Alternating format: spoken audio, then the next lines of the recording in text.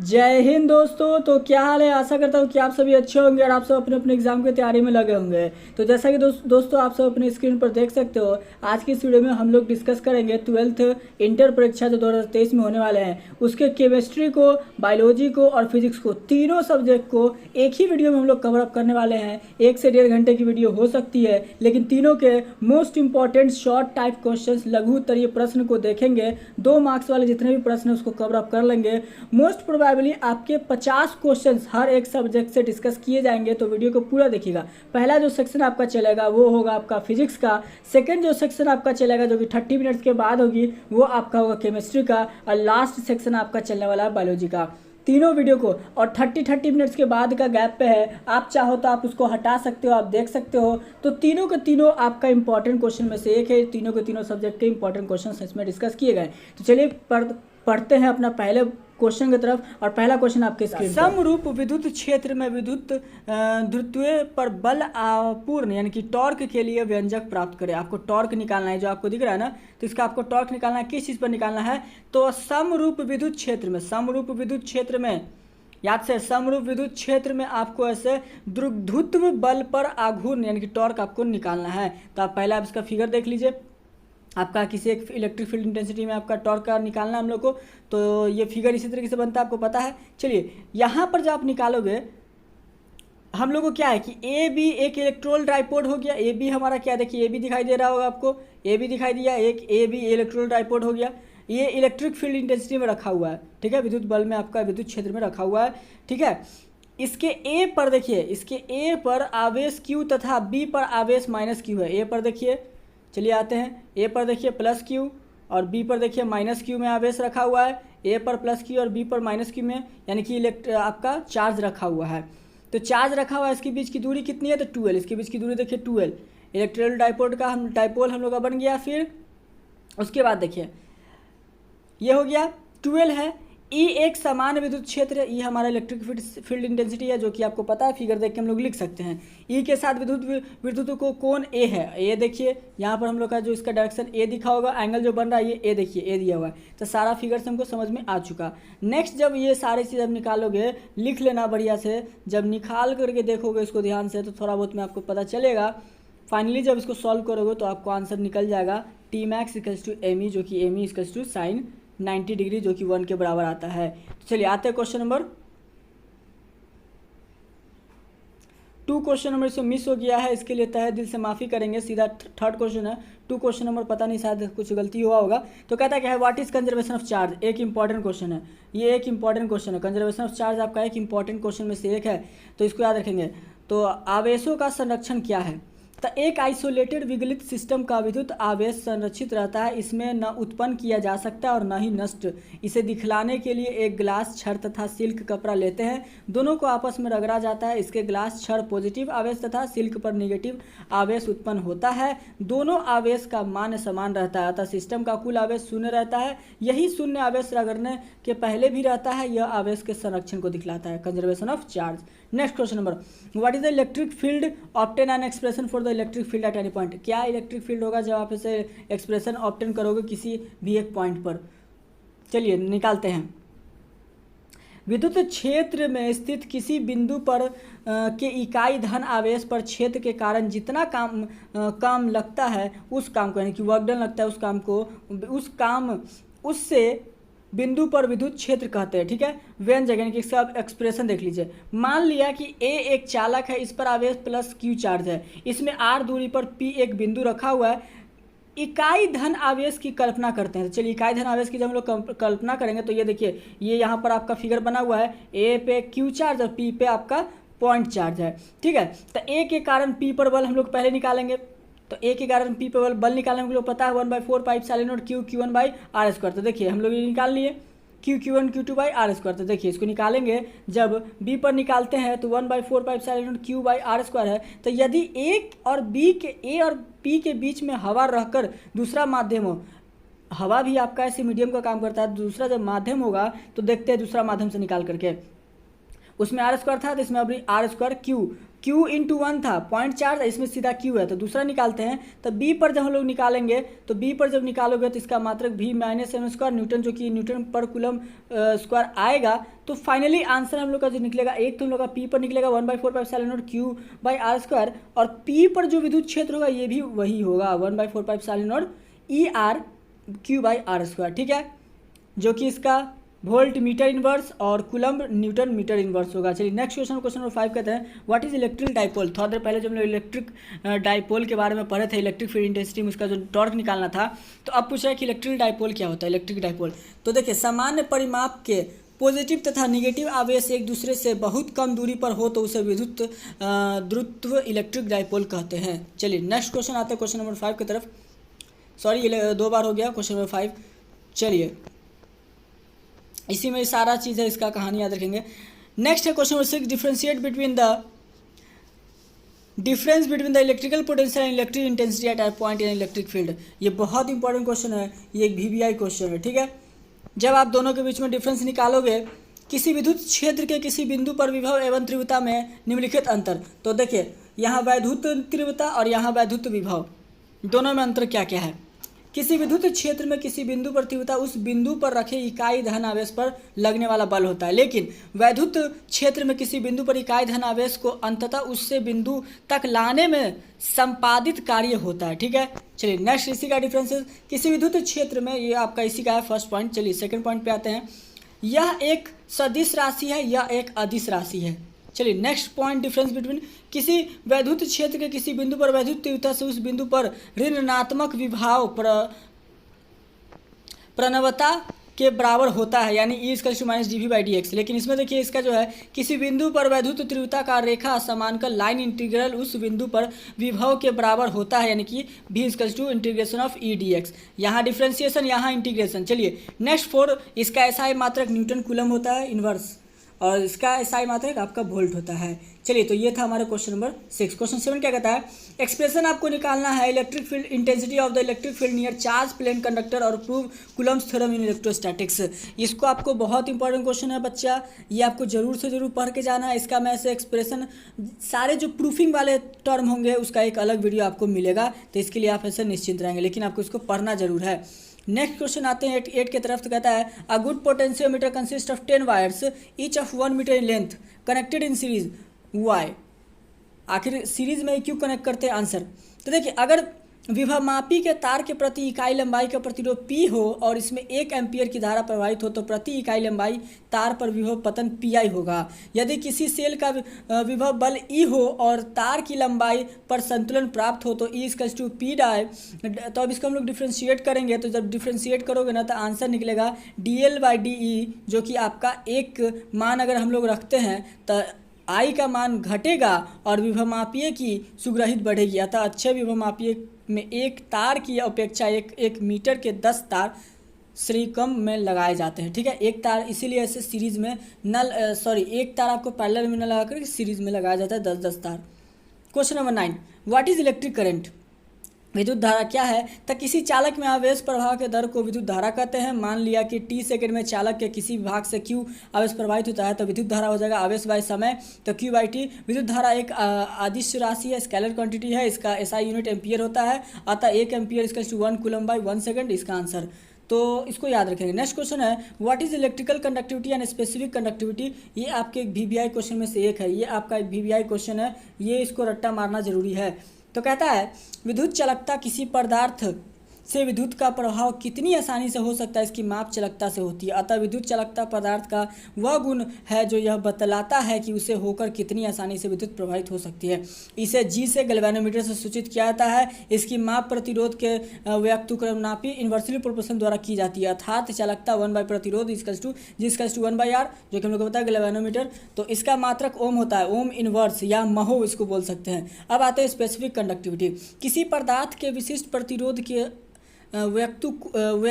व्यक्तुकर्म को विशिष्ट चालकता कहते हैं। इसे प्रायः सिग्मा से दिखलाते हैं, अर्थात सिग्मा = 1 विशिष्ट प्रतिरोध 1/ρ, यानी कि इसका मात्रक ओम इनवर्स मीटर इनवर्स आप इसको कह सकते हैं। तो यही करंट आप उठाकर देख लेना, कोई भी क्वेश्चन बैंक हो, कुछ भी हो, गेस पेपर हो, चाहे जो हो आपका, क्वेश्चन बैंक हो जाए, गेस पेपर हो जाए, जो आपको उठाना है आप उठा के देख लेना।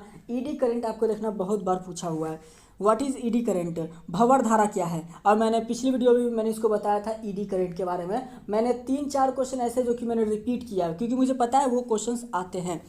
तो देखिए भंवर धारा, ईडी करंट कहने का मतलब यदि किसी धातु के टुकड़े को किसी परिवर्तनशील चुंबकीय क्षेत्र में रखा जाए या उस टुकड़ों को किसी स्थानीय चुंबकीय क्षेत्र में ध्रुवीकृत किया जाए तो उसमें प्रेरित धारा उत्पन्न होती है। ठीक है, हम लोग को पता है इलेक्ट्रिक फील्ड में रखे या फिर मैग्नेटिक फील्ड में रखे तो उसमें कुछ ना कुछ ऐसे इलेक्ट्रिक फील्ड है तो मैग्नेटिक फील्ड पैदा होता ही है। तो प्रेरित धारा चक्करदार होती है अतः वह भंवर बना लेती है। ठीक है, भंवर धारा कही जाती है। इसे फूको धारा भी कहा जाता है। इसका दूसरा नाम भंवर धारा का फूको धारा भी कहा जाता है, याद रखिएगा, क्योंकि इसका पता फूकने से लगाया जाता है।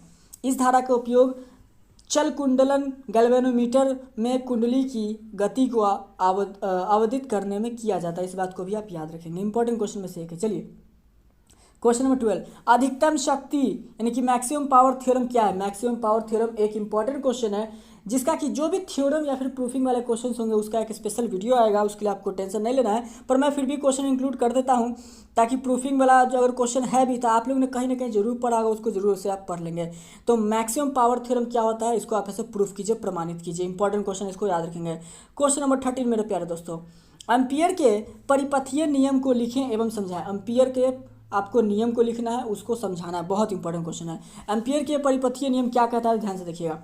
यह नियम यह बतलाता है कि ये जो एम्पियर का जो नियम है वो क्या बताता है, निर्वात में किसी बंद पथ के लिए चुंबकीय क्षेत्र के प्रेरणा B का रेखा समांकल का मान उस बंद पथ के क्षेत्र से गुजरते कुल धारा का म्यू0 गुना होता है। यही हम लोग का बताता है क्या, एम्पियर परिपथ नियम। चलिए, जो कि आप माफ़ कीजिएगा, थोड़ा नींद आने लगा था, काफ़ी लंबे समय से सोए नहीं है, कल रात भी थोड़ा सा दिक्कत था। तो यहाँ पर ये आपका देख सकते हैं, इसको जब प्रूफ करोगे तो आपके ये जो फ्लेमिंग्स का थंब रूल है ना, ठीक है, अंगूठे के नियम से भी इसको ज्ञात किया जाता है, तो इसको याद रखेंगे। चलिए क्वेश्चन नंबर आते हैं हम लोग 14 की तरफ। A potentiometer can measure potential difference as well as current, how explain. आपका जो पोटेंशियोमीटर है वो पोटेंशियल के साथ साथ करंट को भी ऐसे मेजर करता है, एक्सप्लेन कीजिए इसको कैसे। तो कहता है विभव मापी एक आदर्श, क्या कह रहा था देखिए, विभव मापी एक आदर्श वोल्टमीटर अनंत प्रतिरोध वाले वोल्टमीटर है। ठीक है, इसको हम लोग जानते हैं। जैसा व्यवहार करता है वो विभवांतर का सटीक मान मापता है। जैसा भी व्यवहार करेगा, जैसा भी ऐसे अपना बिहेवियर शो करेगा, वो उसका सटीक मान है पे मापेगा। विभव मापी में काफ़ी लंबा तार लकड़ी के तख्ते पर फैला रहता है जिसके दोनों सिरों के बीच ज्ञात मापना होता है। उसे तार की कुल लंबाई के बीच विपरीत दिशा में आरोपित किया जाता है। तार की लंबाई इस तरह से समझित की जाती है कि जिससे दूसरे विद्युत परिपथ में शून्य धारा प्रवाहित हो। इसको याद रखेंगे। तो अब इसका हम लोग देखते हैं थोड़ा सा नीचे जो है, इस परमाणिक प्रतिरोध का मान ज्ञात रहता है। अज्ञात धारा को इस प्रतिरोध में प्रवाहित करने पर जो विभवांतर उत्पन्न होती है उसे ज्ञात कर लिया जाता है। इस विभवांतर को, इसका प्रूफिंग वीडियो आएगा, याद रखना, मैं बता दे रहा हूँ।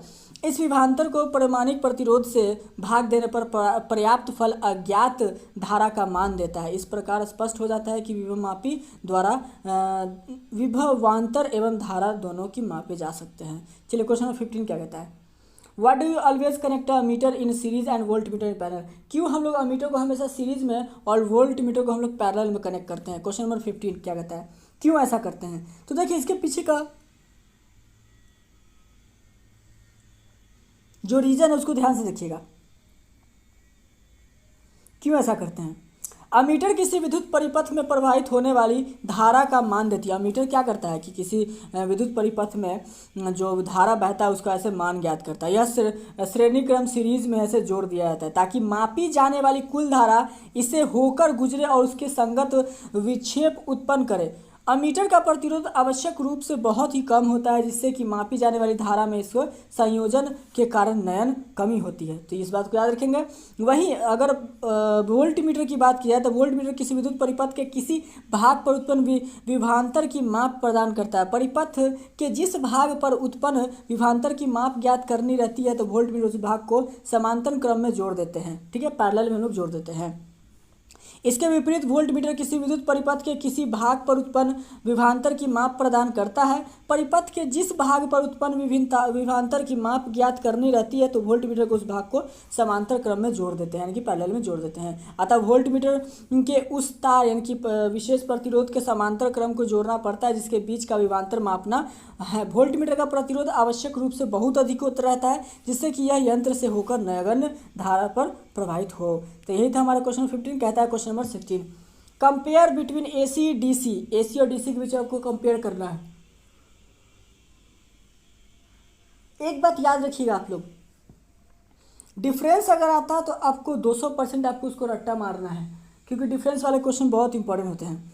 एसी डीसी में आपको ऐसे क्या करना है, डिफरेंस या फिर कंपेयर। तो एसी के देखिए पहला लाभ, एसी के विभव बल तथा धारा की दिशा बदलती रहती है, परंतु डीसी में दिशा एक ही रहती है। एसी में तो ऐसे भाई धारा बदलता रहेगा, लेकिन डीसी में ऐसा नहीं होता है। एसी के विद्युत वाहक बल को ट्रांसफार्मर के द्वारा विद्युत ऊर्जा को नष्ट किए बिना घटाया बढ़ाया जा सकता है, परंतु सीधा धारा यानी कि डीसी में प्रतिरोध लगातार यह काम लिया जाता है जिससे कि वह विद्युत धारा ऊर्जा की बहुत हानि होती है। एसी के विभव बल को काफ़ी अधिक बढ़ाकर हर स्थानों में भेजा जाता है, फिर वहां ट्रांसफार्मर की मदद से विभव बलों को कम कर दैनिक कार्य के लिए यूज किया जाता है, परंतु डीसी में इसका इस तरह का कुछ भी काम नहीं होता है। नेक्स्ट है आपका एसी के हानि। वो लाभ मैंने बता दिया, अब एसी के हानि देखिए। एसी से विद्युत यानी कि इलेक्ट्रोलाइसिस की प्रक्रिया नहीं हो पाती है, तो इसके द्वारा कलई नहीं जा सकती, ठीक है। लेकिन डीसी में ये काम होता है, एक्यूमुलेटर के द्वारा आप इसको काम कर सकते हो। एसी को संचालक एक्यूमुलेटर में जमा नहीं किया जा सकता, परंतु डीसी को सेल में जमा किया जा सकता है, इसको याद रखेंगे। नेक्स्ट क्वेश्चन, एसी किसी चीज़ को आकर्षित करता है, इस कारण से यह खतरनाक है, परंतु डीसी किसी चीज़ को आकर्षित नहीं करता, अर्थात धक्का देता है। देखिए एसी जो आपका करंट जो दौड़ता है वो खींचता है, बॉडियों को खींचता है, तो दिक्कत वाला होता है वो एसी करंट। बीच में जो मैं गैप ले रहा हूँ तो ये मुझे जमाएँ आ जा रही है, उसके लिए मुझे माफ़ कीजिएगा। मतलब इतना ज़्यादा गर्मी है, लाइट्स फैन वगैरह ऑफ करके वीडियोस बना रहे हैं, तो गर्मी के कारण भी बहुत ज़्यादा नींद आ रहा है। चलिए क्वेश्चन आते हैं 17 की तरफ। तो इसको लेकर आप इसे नेग्लेक्ट करें, पढ़ाई पे अपना ध्यान दीजिएगा। कहता है how does a hot wire meter measures alternative current. कैसे एक हॉट वायर जो है वो अल्टरनेटिव करंट को मेजर करता है, तो इसको आप इसे देख लेंगे, एक बार जरूर से जरूर पढ़ेंगे। नेक्स्ट क्वेश्चन आपका जो क्वेश्चन नंबर 18 है, what do understand by electrical work energy and power. बहुत important electrical work energy and power बहुत इंपॉर्टेंट, VVI है, इसको रट्टा मार के ही जाएंगे। चलिए क्वेश्चन देखते हैं हम लोग अब 19 की तरफ। कहता है what do mean by mutual induction and coefficient of mutual induction. ये भी आपका बहुत इंपॉर्टेंट क्वेश्चन में से एक है। म्यूचुअल इंडक्शन क्या होता है और कोफिशिएंट क्या होता है म्यूचुअल इंडक्शन का, इसको जरूर से जरूर पढ़ने वाले हैं आप लोग। क्वेश्चन नंबर 20 जो कि आज के क्लास का लास्ट होगा, obtain expression for forces between two parallel Koring conductors. बहुत इंपॉर्टेंट है आपका प्रूफिंग में, तो इसको जरूर से जरूर आप इसको पढ़ेंगे। और ये सारे के सारे आप PDF फ्री ऑफ कॉस्ट ले सकते हैं, आप कहीं भी कमेंट कर देना, आपको PDF प्रोवाइड कर। जो 21 क्वेश्चन है 2 नंबर 5 नंबर दोनों के लिए इंपॉर्टेंट है, ध्यान से देखिएगा। मैं बता दे रहा हूँ, मैं आपको आंसर में उतना ज़्यादा फोकस नहीं करूंगा, लेकिन हाँ क्वेश्चन आपको बहुत जम के बताऊंगा, वो आपको पढ़ना है, क्योंकि आंसर आपने इसको पढ़ा है अपने तरीके से, तो आप बनाओगे अपने तरीके से तो उसका ही ज़्यादा अच्छा है। बायोलॉजी हो जाए तो उसमें कोई दिक्कत नहीं, इंग्लिश हो जाए उसमें कोई दिक्कत नहीं, आप मेरा आंसर लिख सकते हो क्योंकि वो चलेगा। लेकिन फिजिक्स हो गया, मैथ्स हो गया, केमिस्ट्री हो गया, इसमें आपको अपना आंसर लिखोगे तो आपको ज़्यादा बेनिफिट होने वाला है। तो पहला क्वेश्चन, डिस्क्राइब यानी कि आपको डिफिनीशन देना है एम्पियर का। एम्पियर की परिभाषा का वर्णन करें। एम्पियर का तो हम लोग को पता है, एम्पियर निकालने के लिए चलिए हम लोग पहले निकाल लेते हैं। धारा का मात्रक एम्पियर होता है, हम लोग को पता है कि धारा का मात्रक एम्पियर होता है। दो तार एक दूसरे को समांतर है, इसमें प्रवाहित धारा L1 L2 है, इसकी लंबाई है, ठीक है। इसके बीच की दूरी d है, धारा के कारण दोनों के बीच लगने वाला बल, तो F = μ1 I1 I2 × L/2πd हम लोग को मालूम है, ठीक है। अगर L1 यदि यानी कि L1 बराबर L2 हो जाए जो कि 1 एम्पियर है, तो L1 बराबर 1 मीटर, तो D बराबर भी 1 मीटर हो तो क्या होगा, आगे देखिए तो क्या होगा। हम लोग जब उसको सॉल्व करेंगे फॉर्मूला के हिसाब से, तो जब सॉल्व करेंगे तो हम लोग को आता क्या है 2 × 10⁻⁻7 न्यूटन, ठीक है। अतः 1 एम्पियर धारा वह धारा है जो इकाई लंबाई, देखिए 1 एम्पियर धारा की डिफिनेशन वहाँ एम्पियर का बताएं, तो अब इसी में 1 एम्पियर भी देख लो, इंपॉर्टेंट यही होता है। 1 एम्पीयर धारा का वह धारा है जो इकाई लंबाई तथा इकाई दूरी पर स्थित चाल के बीच प्रवाहित होकर 2 × 10⁻⁷ न्यूटन का आकर्षण है से या विकर्षण का बल लगाता है। ठीक है, 1 एम्पीयर समझ गए। चलिए आते हैं क्वेश्चन 22 की तरफ। What are the difference between EMF and potential difference. एक इंपॉर्टेंट क्वेश्चन, और मैं आपको बार बार बताता हूँ मेरे प्यारे दोस्तों, अगर आप लोग डिफरेंस है किसी भी सब्जेक्ट में, डिफरेंस बिटवीन वो क्वेश्चन छोड़ने की गलती मत करना। चलिए आंसर, एक तरफ आपका पोटेंशियल डिफरेंस में, एक तरफ पोटेंशियल डिफरेंस अविभांतर, तो कहता क्या है, चलिए ध्यान से देखिएगा। यह सेल का परिपथ खुला रहने पर विभव के अंतर को बतलाता है। ठीक है, पहला में। दूसरा, यह सेल का परिपथ बंद रहने पर विभव के अंतर को बतलाता है। ये खुला रहने पर, ये बंद रहने पर विभवांतर। चलिए नेक्स्ट, इसी का, यह प्रतिरोध पर निर्भर नहीं करता है, यह प्रतिरोध पर समानुपाती होता है। नेक्स्ट, इसी का तीसरा डिफरेंस, यह परिपथ के बंद नहीं रहने पर एग्जिस्ट करता है। ठीक है, बंद नहीं रहेगा तो एग्जिस्ट करेगा, यह परिपथ के बंद रखने पर एग्जिस्ट करता है। चलिए नेक्स्ट, इसी का चौथा देखते हैं, यह विभवांतर से बड़ा होता है, यह विलंब बल से छोटा होता है। ठीक है, इसे वोल्ट में मापा जाता है, इसे भी वोल्ट में नापा जाता है। तो दोनों का डिफरेंस हम लोग समझ गए। आते हैं क्वेश्चन नंबर 23 की तरफ। How can you convert a galvanometer into ammeter. आप गैल्वेनोमीटर को अमीटर में कैसे बदल सकते हैं, गैल्वेनोमीटर को अमीटर में आप कैसे बदल सकते हैं। तो कहता है गैल्वेनोमीटर के समांतर क्रम में कम मान के प्रतिरोध को लगातार अमीटर में बदला जा सकता है, स्केल को एम्पियर में अंकित कर देते हैं। ठीक है, तो ये आप गैल्वेनोमीटर का फिगर पता है आप लोग को, ये बनाते होंगे, आपने पढ़ा भी होगा फिगर, इसको आप ऐसे बना सकते हैं। मान लिया कि गैल्वेनो का प्रतिरोध G है, कम मान का प्रवर्ताव S है, गैल्वेनो से धारा IG है और तथा शंट से धारा IS है। ये सारा चीज़ हो गया। तो जब मान लिए तो A और B के बीच का विभवांतर हम लोग को निकालना है, IG.IS. जब इसको सॉल्व करेंगे हम लोग तो फाइनली जो आंसर आता है हम लोग को पता है, A=I g बराबर I-IG का मान प्रतिरोध लगातार गैल्वेनोमीटर को अमीटर में बदला जा सकता है, हम लोग को दिखाता है। चलिए क्वेश्चन नंबर 24 की तरफ। How can you convert, sorry same हो गया, नहीं सेम नहीं हो गया, माफ़ कीजिएगा, वो अमीटर था, ये वोल्ट मीटर है। ठीक है, सेम टू सेम क्वेश्चन मैंने सोचा वही है। तो 23 में था कि आप गैल्वेनोमीटर से अमीटर कैसे बदल सकते हैं, और 24 में है गैल्वेनोमीटर को वोल्ट मीटर में। तो देखिए गैल्वेनोमीटर का आपको क्या करना है कि वोल्ट मीटर बनाना है, तो श्रेणी क्रम में उच्च प्रतिरोध जोड़ देने से गैल्वेनोमीटर वोल्ट मीटर में बदला जा सकता है। ये हम लोग समझ गए। श्रेणी क्रम में उच्च प्रतिरोध को अगर जोड़ देंगे हम लोग गैल्वेनोमीटर को तो वो वोल्ट मीटर में बदला जा सकता है। तो यहाँ पर हम लोग का फिगर देख सकते हैं, यहाँ से करंट गया, गैल्वेनोमीटर हो गया, ये रेजिस्टेंस हो गया, ये हमारा B, A से B। तो मान लिया गैल्वेनोमीटर का प्रतिरोध G है, मान लेते हैं कि गैल्वेनोमीटर का प्रतिरोध क्या है मेरे दोस्तों, तो G है। ठीक है, G है और उच्च प्रतिरोध R है और प्रवाहित धारा I है। तो A और बीच के विभवांतर की धारा क्या हो जाएगा, प्रतिरोध इंटू धारा इंटू प्रतिरोध हो जाएगा। तो V=I×G+R हो जाएगा। तो जब इसको हमको निकालेंगे, सॉल्व करेंगे, तो अगर G+R हम लोग करते हैं, G+R, तो ये तो पलट जाएगा, V/I हो जाएगा। G+R निकालते हैं तो G+R किया तो देखिए V/I हो गया हम लोग का, V/I। इसी तरीके से अब R हम लोग निकाल लेते हैं, यहाँ से R को निकाल लेते हैं, तो V/I जैसा है वैसा रह जाएगा, इधर से G उठ करके यहाँ आ गया था माइनस में, तो ये समझ में आ गया, R बराबर V/I-G। अतः गैल्वेनोमीटर के श्रेणी क्रम में उच्च प्रतिरोध अर्थात V/I-G लगा देने से गैल्वेनोमीटर वोल्ट मीटर के जैसा काम करता है। तो ये समझ गए, कोई दिक्कत। चलिए क्वेश्चन आता है 25 की तरफ। व्हाट इज वाटलेस करंट, ये भी एक इंपॉर्टेंट क्वेश्चन में से एक है। व्हाट इज वाटलेस करंट, तो वाटलेस करंट क्या है, वाटहीन धारा क्या है। L या C एक AC सर्किट की कल्पना करते हैं, L या C एक AC सर्किट की आप कल्पना कर लीजिए। इसका ओमिक प्रतिरोध 0 है, धारा तथा वोल्टेज के बीच फेज डिफरेंस 90 डिग्री है। इस समय औसत शक्ति की हानि Vrms और Irms cos 90 डिग्री है, जहां पर Vrms तथा Irms वोल्टेज तथा धारा है। ठीक है, V हमारा वोल्टेज हो गया, I हमारा धारा हो गया, करंट हो गया।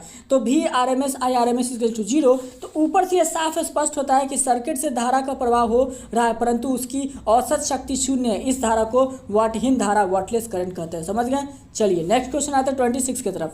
How can it be tested experimentally weather a given liquid is paramagnetic और डायमैग्नेटिक। ये एक इंपॉर्टेंट क्वेश्चन में से एक है। लेकिन हाँ, ये उतना ही सत्य है कि ये क्वेश्चन बहुत कम पूछा जाता है, बहुत कम बार एग्जाम्स में आपको ये देखने को मिलेगा। तो आप कैसे ऐसे डिफरेंस कर सकते हो, कैसे आप एक्सपेरिमेंटली ऐसे बता सकते हो कि कोई पैरामैग्नेटिक है या कोई डायमैग्नेटिक है। तो इसके लिए चलिए, अचुंबकीय पदार्थ के को चुंबकन क्षेत्र में रखने पर यह बल रेखाओं के समांतर तथा शक्तिशाली क्षेत्र की ओर भागता है, जबकि प्रति चुंबकीय पदार्थ बल रेखाओं के लंबवत तथा कमजोर क्षेत्र में भागता है, ये हम लोग को पता है। एक वॉच ग्लास में इस द्रव को लेकर एक चुंबकन क्षेत्र के बीच रखते हैं। यदि द्रव ग्लास के बीच में ऊपर उठ जाता है तथा किनारे में धंस जाता है तथा द्रव अनुचुंबकीय होता है। इसके विपरीत यदि द्रव बीच में धंस जाता है तथा किनारे में ऊपर उठ जाता है तब पदार्थ प्रति चुंबकीय होता है। तो दोनों का आप ये पढ़ सकते हो। चलिए आते हैं क्वेश्चन नंबर 27 के। What is power of lens, एक one of the most important, और ये क्वेश्चन पूछता है, बहुत बार पूछता है। पावर ऑफ लेंस क्या है 27, बहुत इंपॉर्टेंट है, बहुत इंपॉर्टेंट है, जरूर से जरूर इसको ऐसा रट्टा मार के जाइएगा। तो देखिए बता दे रहा हूँ, प्रकाश की किरणें लेंस पर आपत्ति होती है, अपवर्तन के बाद अपने मार्ग से मुड़ जाती है। ठीक है, उत्तल लेंस यानी कि कॉन्केव लेंस में लेंस की ओर तथा अवतल लेंस कॉन्केव लेंस में लेंस से दूर मुड़ती है। ठीक है, कॉन्वेक्स में आपका ऐसे लेंस के तरफ और कॉन्केव में लेंस से दूर मुड़ जाता है। प्रकाश को अधिक मोड़ने वाले लेंस की क्षमता अधिक होती है, ये जानते हैं। अतः पतले लेंस की क्षमता इसकी फोकस दूरी के व्याकुल रेसिप्रोकल होती है। यदि फोकस दूरी मीटर में हो तो क्षमता P=1/f होता है, हम लोग को पता है। इसका यूनिट हम लोग डायोप्टर नापते हैं। तो हम लोग समझ गए क्वेश्चन नंबर 27 की पावर ऑफ लेंस क्या होता है। कोई दिक्कत, पावर ऑफ लेंस हम लोग डायोप्टर के तरह नापते हैं। Question number 28, what do mean by magnifying power. ये आप कितना ही बार उठाकर देख लो, कितने बार ये क्वेश्चन आपको मिला होगा, मैग्नीफाइंग पावर क्या होता है। तो मैग्नीफाइंग पावर क्या होता है, देखिए ध्यान से। किसी यंत्र की आवर्धन क्षमता उसके द्वारा वस्तु का बनाया गया मैग्नीफाइड प्रतिबिंब होता है। किसी यंत्र की आवर्धन क्षमता मैग्नीफाइंग द्वारा उसके बनाए गए अंतिम प्रतिबिंब द्वारा नेत्र पर बनाए गए दर्शन के कोण तथा उसी स्थान पर रखी वस्तु द्वारा नेत्र पर बनाए गए दर्शन कोण को अनुपात होता है। इसे कोणीय आवर्धन यानी कि एंगुलर मैग्निफिसेंट भी कहते हैं, इसका दूसरा नाम। तो मेरे प्यारे दोस्तों, आपने जो ये देखा टोटल के टोटल क्वेश्चन 28 सेक्शन सी तक में, ठीक है, 28 क्वेश्चंस, यानी कि जो आपके क्वेश्चंस थे ABC जो पार्ट 2 का था, 2 नंबर वाले पार्ट 2 का, उसका टोटल क्वेश्चन 28 था, जो कि फिनिश होता है। आज आपका फिजिक्स का पार्ट 2 आपका ख़त्म हो गया। ठीक है, पार्ट 3 आएगा तो उसमें 5 नंबर के क्वेश्चन हम लोग ऐसे डिस्कस करेंगे, उसके सेक्शन देखेंगे कितने बनाते हैं। तो आशा करते हैं कि ये सारे क्वेश्चन आपको समझ में आ गया होगा। आंसर मैं आपको बता दे रहा हूँ, बार बार मैं उतना आंसर पर फोकस नहीं कर रहा, आप चाहे जो समझो, लेकिन मैं आपको ये बोल दे रहा हूँ, क्वेश्चन अगर आपके दिमाग में है उसका आंसर आपको बनाना है। आप पढ़ रहे हो उस हिसाब से, ठीक है। वैसे आप आंसर लिखोगे कोई दिक्कत नहीं, लेकिन आप खुद का लिखोगे तो आपको ज़्यादा बेनिफिट होगा। चलिए मिलते हैं। मेरे प्यारे दोस्तों, जो आपने ये हाफ एन आवर की जो क्लास करी उसमें आपने देखा था फिजिक्स को। अभी हम लोग चलने वाले हैं केमिस्ट्री की तरफ, तो मैराथन वीडियो होने वाली है। तो चलिए अपनी कुर्सी की पेटी बांध लीजिए, बढ़ते हैं केमिस्ट्री के क्वेश्चन नंबर 1 के तरफ। देखिए पार्ट 2 का पहला क्वेश्चन, सीएमसी क्या है। पहला क्वेश्चन ये कह रहा है कि सीएमसी क्या है, क्रांतिक मिसेल सांदर्न क्या है। इसी में पहला क्वेश्चन की सीएमसी क्या होता है और क्रांतिक मिसेल सांदर्न क्या है। चलिए, तो कहता है मिसेल का निर्माण विद्युतीय घोल के एक नियत सांद्रण से अधिक सांद्रण में होती है, तो नियत सांद्रण को क्रांतिक मिसेल सांद्रण यानी कि सीएमसी कहा जाता है। ठीक है, याद रखेंगे। सीएमसी का फुल फॉर्म भी आपसे पूछा गया, तो सीएमसी का फुल फॉर्म भी आपको ऐसे बताना है। चलिए नेक्स्ट आते हैं क्वेश्चन पे हम लोग। क्राफ्ट ताप यानी कि क्राफ्ट टेम्परेचर, और ये एक वीवीआई क्वेश्चन है। ठीक है, ये आपका एक वीवीआई क्वेश्चन है जो कि आपके बोर्ड एग्जाम्स में काफ़ी बार पूछे जाते हैं। तो क्राफ्ट टेम्परेचर किसे कहा जाता है, तो आंसर मिसेल का निर्माण एक नियत ताप से उच्च ताप पर होती है। याद रखिए, जब मिसेल हम लोग बनाते हैं तो जो नियत ताप, जो फिक्स ताप होता है ना, उससे थोड़ा सा ऊंचे स्तर के ताप पर होता है, तो इसे नियत ताप यानी कि क्राफ्ट टेम्परेचर कहा जाता है। याद रखेंगे। नेक्स्ट क्वेश्चन नंबर 3, स्लैग क्या होता है। मैंने बताया हुआ है कि गैंग फ्लक्स और स्लैग काफ़ी इंपॉर्टेंट क्वेश्चन है। ये बहुत ज़्यादा इंपॉर्टेंट क्वेश्चन है, पूछता है। तो आपसे पूछ रहा है धातुमल यानी कि स्लैग क्या होता है। तो स्लैग आपका होता है गैंग तथा फ्लक्स के मिश्रण से बने पदार्थ को स्लैग कहा जाता है। गैंग प्लस फ्लक्स मिला देंगे तो उसको हम लोग स्लैग कहते हैं। चलिए नेक्स्ट क्वेश्चन नंबर 4, अल्मुनियो उष्मीय विधि में प्रयुक्त प्रक्रियाओं को लिखें। देखिए अल्मुनियो बोल रहा, अल्मुनियो उष्मीय विधि में, ध्यान से सुनिएगा, क्या बोला, अल्मुनियो उष्मीय विधि में जो जो प्रक्रियाओं जो होते हैं उसका ऐसे आपको लिखना है। तो देखिए अल्मुनियो उष्मीय विधि में हम लोग का जो प्रक्रिया होता है वो CrO2 के साथ जो कॉम्बिनेशन होता है और ये टूटता है प्रोडक्ट में 2Cr + Al2O3। नेक्स्ट क्वेश्चन आपके स्क्रीन पर, लैंथेनाइड्स क्या है, लैंथेनाइड्स क्या है मेरे प्यारे दोस्तों, लैंथेनाइड्स क्या होता है। तो लैंथेनाइड का आंसर देखिए, प्रथम अंतः संक्रमण धातु, प्रथम अंतः संक्रमण धातु यानी कि 4F सीरीज को लैंथेनाइड कहा जाता है। 4F सीरीज जो हमारा जो पीरियोडिक टेबल में है तो उसको हम लोग लैंथेनाइड कहते हैं। इस सीरीज के अंतर्गत 58 से लेकर के CE सिलिकॉन 58 से लेकर के LuZ71 तक के तत्व आते हैं। ठीक है, इसको याद रखिएगा, 4F सीरीज को हम लोग लैंथेनाइड कहते हैं। नेक्स्ट क्वेश्चन, क्वेश्चन नंबर 6 कहता है एसिटाइनाइड्स क्या है, एसिटाइनाइड्स क्या है, एसिटाइनाइड्स क्या है। तो इस लैंथेनाइड की तरह ये भी आपका एक सीरीज है जिसमें कि ये 5F सीरीज होता है। ठीक है, जो कि THZ90 से लेकर के LWZ103 तक के तत्व आते हैं, इसमें याद रखेंगे। नेक्स्ट क्वेश्चन नंबर 7 कहते हैं बढ़ते हुए बॉइलिंग पॉइंट के क्रम में निम्न को सजावें, यानी कि जो बॉइलिंग पॉइंट जो ज़्यादा बढ़ना है इंक्रीजिंग में आपको इसको सजाना है। तो pentane 101, butane 101, butane 201, ethanol, propane सबको सजाना है। तो देखिए बढ़ते हुए boiling point, increasing boiling point में तो मिथेनॉल से लेकर इथेनॉल, प्रोपेन, फिर ब्यूटेन, फिर पेंटेन होता है, सबसे पहला मिथेनॉल। ठीक है, चलिए आते हैं क्वेश्चन नंबर 8 की तरफ मेरे प्यारे दोस्तों। तो कहता है कि आपकी स्क्रीन पर इसमें भी वही है, निम्नकांतिक को उनके बढ़ते हुए अम्लीय, उसमें क्या था बॉइलिंग पॉइंट था, यहाँ पर आपका एसिडिक है, अम्लीय प्रभाव के अनुसार समझाएं। ठीक है, तो यहाँ पर आपका दिया हुआ कौन कौन सा है, प्रोपेन 101, 2426, इरिनाइट्रोफेनॉल, 3 नाइट्रोफेनॉल, 35 डाइट्रोफेनॉल, फिर फेनॉल 4 मिथाइल फेनॉल। तो इसमें सबसे बड़ा जो होता है वो आपका प्रोपेन 101, फिर 4 मिथाइल फेनॉल, फिर फेनॉल 246 ट्राइट्रोफेनॉल, फिर 35 डाइट्रो। तो ये आपको याद रखेंगे, इसको आप स्क्रीन पर देख सकते हैं। नेक्स्ट क्वेश्चन नंबर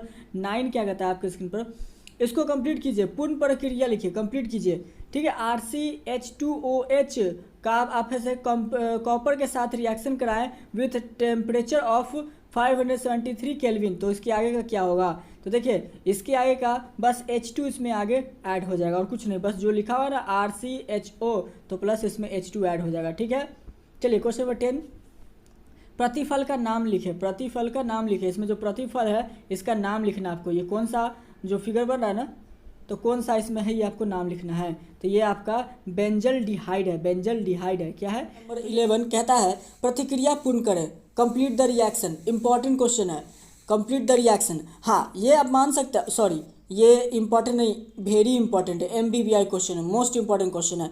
ठीक है, तो RMG इंटू प्लस CO2 को अगर आप ड्राई ईथर के साथ उसमें H2O रिलीज होगा तो क्या बनने वाला है, तो ये आपका RCOOH plus MG into OH into X बनेगा आपका, अगर इसको ऐसे आप रिएक्शन कराते हैं तो। नेक्स्ट क्वेश्चन नंबर है निम्न का अम्लीय शक्ति के बढ़ते क्रम में सजाएं, मतलब कि अम्लीय शक्ति यानी कि एसिडिक नेचर में आपको इसको क्या करना है, सजाना है।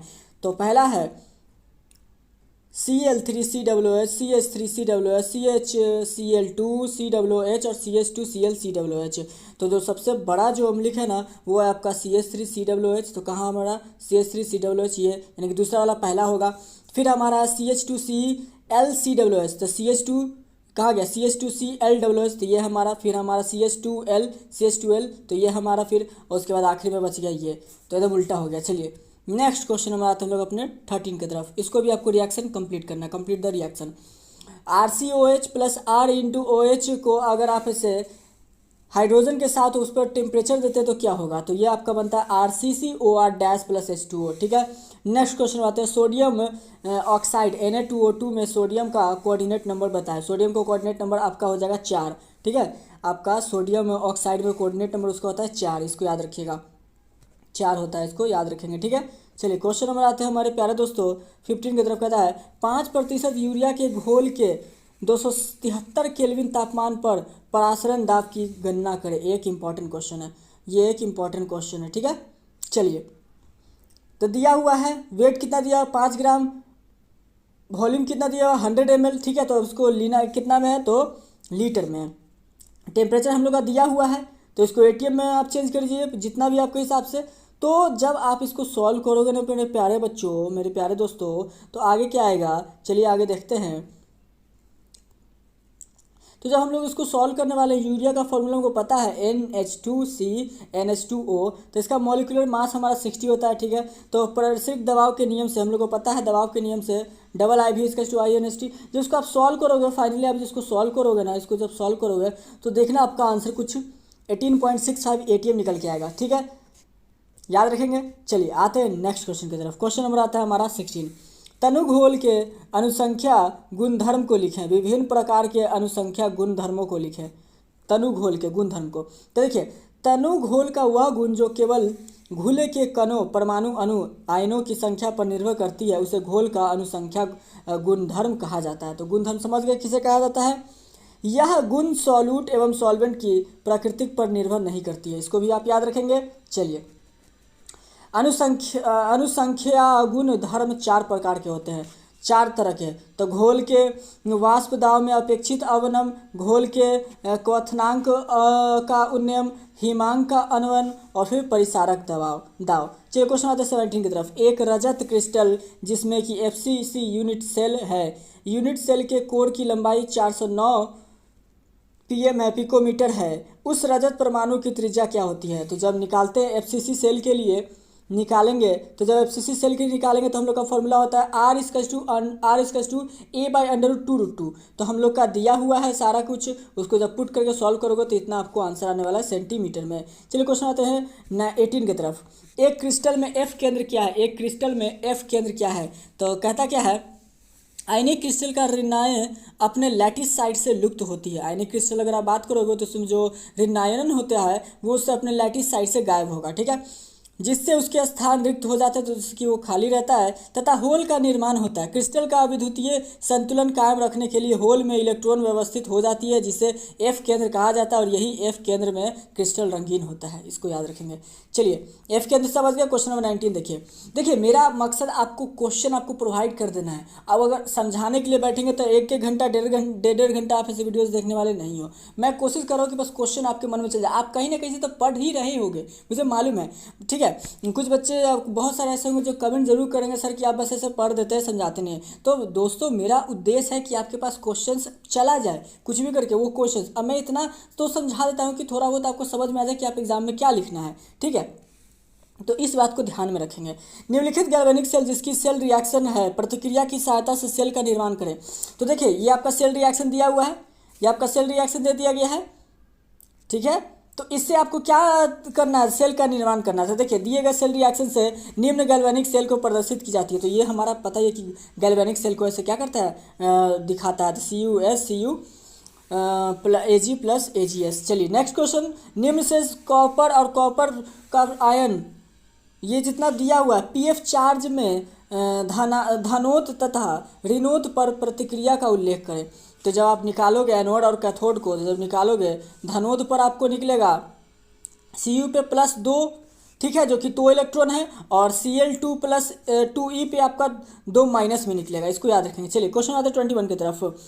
21 आपको मैं नहीं समझाने वाला हूँ क्योंकि इसका एक स्पेशल वीडियो आएगा ये बताने के लिए इस टाइप के क्वेश्चन। चलिए, तो हमारे जो मोटो के हिसाब से निम्न कांति अवकरणों के लिए आवश्यक विद्युत के परिमाप की गणना करना भी है। तो क्या जरूरी है। पहला देखिए, जो आपका पहला क्वेश्चन है, इसमें आपको माप निकालना है क्या क्या। तो देखिए, 1 मोल का आपको जो दिया हुआ है, इसका जब आप सॉल्व करोगे, ये ज़्यादातर क्वेश्चन आपको इंग्लिश में रहेगा तो आपको ज़्यादा बेहतरीन समझ में आएगा, लेकिन जो अधिकतर जो स्टूडेंट है बिहार बोर्ड के, उनको हिंदी में ही क्वेश्चन मिलता है। इसके लिए मैं बायोलॉजी के क्वेश्चन और फिजिक्स के क्वेश्चन कोशिश करूँगा कि इंग्लिश में आपको प्रोवाइड करूँ, ठीक है।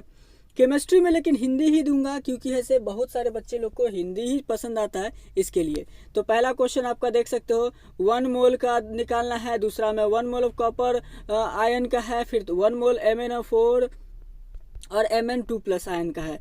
तो देखिए, पहला का आंसर, दूसरा का, तीसरा का, तीनों का आंसर यहाँ पर जब निकालोगे तो 5 फराड आएगा। नेक्स्ट क्वेश्चन नंबर 23 कहता है, हेनरी नियम स्थिरांक की विशेषताएं बतलाएं। हेनरी नियम स्थिरांक की विशेषताएं आपको बतलानी है। हेनरी के नियम यानी कि केएच की मुख्य विशेषता कुछ इस प्रकार है। तो पहला, केएच का मान बढ़ने के साथ घुलनशीलता बढ़ती है। क्या बढ़ती है? तो घुलनशीलता बढ़ जाती है। जैसे आप केएच का मान बढ़ा दोगे तो उसमें घुलने की ताकत बढ़ जाएगी। दूसरा, केएच का मान बढ़ने के साथ ताप भी बढ़ता है, इसको याद रखेंगे। नेक्स्ट क्वेश्चन नंबर 24, निम्नकांतिक गैल्वेनिक सेल की सेल प्रतिक्रिया लिखे। आपको सेल नोटेशन लिखना है, सेल प्रतिक्रिया लिखना है। ये सारे क्वेश्चंस एक मतलब कि कह सकते हैं आप इसको पूछे जाते हैं लेकिन ज़्यादा नहीं पूछते हैं, पर फिर भी मैंने इसको इंक्लूड किया क्योंकि होता क्या 2 साल 3 साल में एक बार पूछ ही देता है, तो इसीलिए। तो आपका ये क्वेश्चन दिया हुआ है, आपको क्या करना है, इसका सेल नोटेशन करना है, CuSCuA2Ag प्लस A2AgS। ठीक है, तो सेल नोटेशन इसका करेंगे तो ये इस प्रकार से आपका सेल नोटेशन हो जाएगा, जो कि यहाँ पर आप देख सकते हैं। नेक्स्ट क्वेश्चन 25 की तरफ। 5 एम्पियर की धारा 2 घंटे तक एक धातु के ताप से प्रवाहित किया जाता है, तो बताएं उस तार से कितना इलेक्ट्रॉन प्रवाहित होगा। देखो, मैं आपको पहले भी अपने कई वीडियोज में बता चुका हूँ, मेरा मकसद सिर्फ और सिर्फ आपको क्वेश्चन पहुँचा देना है।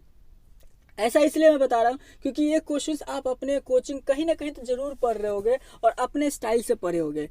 अगर इस क्वेश्चन आपने पढ़ा है तो आप अपने स्तर से उसको बनाओगे तो आपको समझ में ज़्यादा आएगा। मैं इसका सिर्फ गाइड कर सकता हूँ कि इसका क्वेश्चन ही आपको पढ़ना है। आंसर आप यहाँ से नहीं लिखते हो कोई दिक्कत नहीं, लेकिन हाँ, आपको अपना तरीके से लिखना होगा। इसीलिए मैं आंसर पर उतना फोकस नहीं करता, मैं सिर्फ और सिर्फ क्वेश्चन आपको समझाता हूँ। चलिए, तो एक बताया कि 5 एम्पियर की धारा 2 घंटे तक ऐसे एक धातु के ताप से प्रवाहित किया जाता है, तो बताया उस तार से कितना इलेक्ट्रॉन प्रवाहित होगा। तो करंट हमारा 5 एम्पियर है, टाइम हमारा 2 घंटा है। उसके बाद दो घंटे को हम लोग चेंज कर दिए सेकंड में, तो हमारा 7200 सेकंड आ गया। Q इक्वल्स टू, तो चार्ज हम लोग का करंट इंटू टाइम हो गया, तो हम लोग ऐसा जब इसको मल्टीप्लाई किए तो हमारा आ गया 3600 कूलम। ठीक है, सॉरी 36,000 कूलम, 3600 मैंने बोल दिया। तो हम लोग को मालूम है कि 96,500 कूलम मोल इनवर्स कितना के बराबर होता है, 6.02 इंटू 10 के पावर -23 कूलम। जब हम लोग को निकालते हैं तो सारे के सारे जब इसको सॉल्व करोगे तो आपका आएगा 2.24 इंटू 10 टू पावर -22 इलेक्ट्रॉन। चलिए,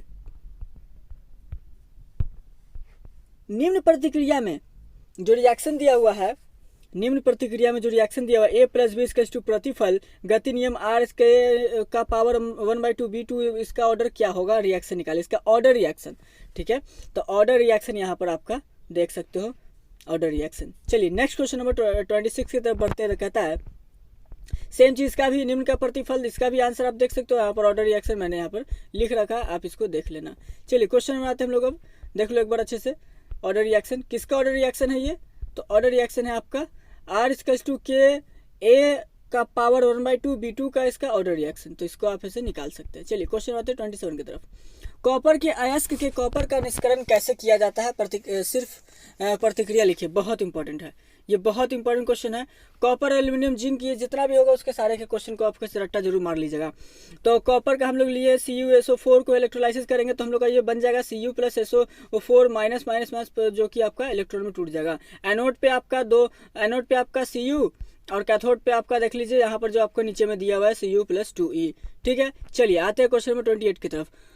क्यों H2O तरल पदार्थ है जबकि H2S गैस है, एक MVBI है। ठीक है, बहुत इंपॉर्टेंट क्वेश्चन है, बहुत इंपॉर्टेंट क्वेश्चन है, बार बार पूछा जाता है। H2O गैस एक आपका जो वाटर हो गया यानी कि लिक्विड हो गया, लेकिन H2S गैस क्यों है। देखिए, H2O में H जो बॉन्ड होता है यानी कि H बंधन पाया जाता है, जिसके कारण H2O द्रव होती है। ठीक है, H2O द्रव हो जाता है। H2O में H बंधन नहीं पाया जाता है, जिसके कारण अतः H2S गैस होती है, इसको याद रखेंगे। ठीक है, चलिए नेक्स्ट क्वेश्चन की तरफ 29 की तरफ।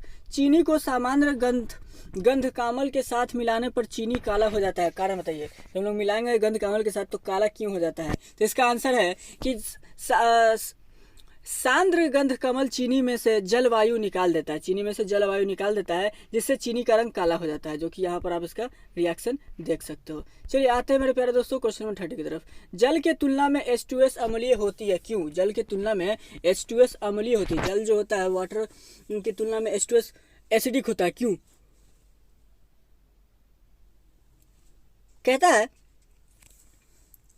ऑक्सीजन अधिक विद्युत ऋणात्मक होती है, ऑक्सीजन जो है बहुत ज़्यादा ऐसे ऋणात्मक होती है, जबकि सल्फर अपेक्षाकृत कम विद्युत ऋणात्मक होता है, ठीक है, जिससे H2O की तुलना में H2S आसानी से H माइनस आयन प्रदान करते हैं, अतः H2S की अम्लीय शक्ति H2S से ज़्यादा होती है, H2O से ज़्यादा होती है, ठीक है।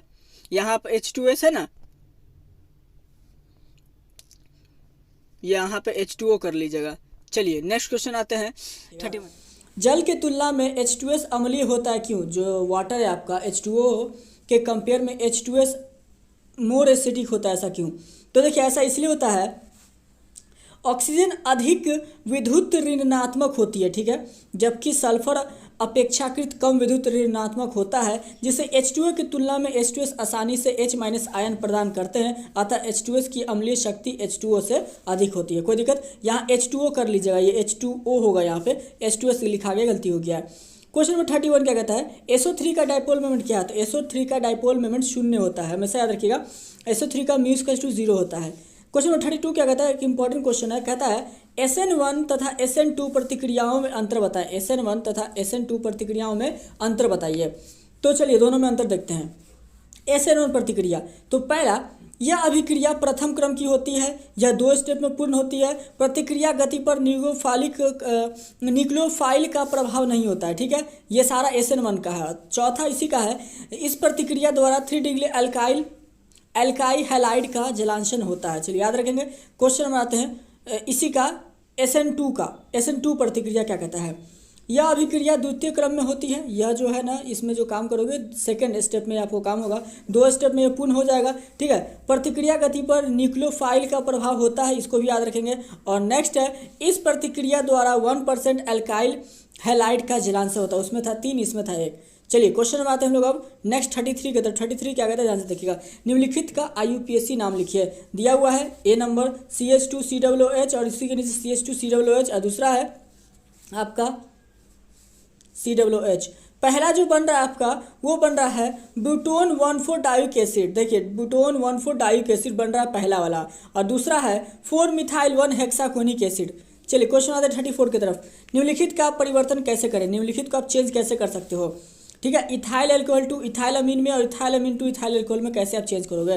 तो देखिए इथाइल अल्कोहल है यहाँ पर, तो C2H5OH को जब NH3 के साथ हम लोग टेम्परेचर करेंगे तो हम लोग का बन जाएगा इथाइल अमीन, H2O रिलीज हो जाएगा। तो यहाँ पर उसका C2H5OH टू C2H5NH2।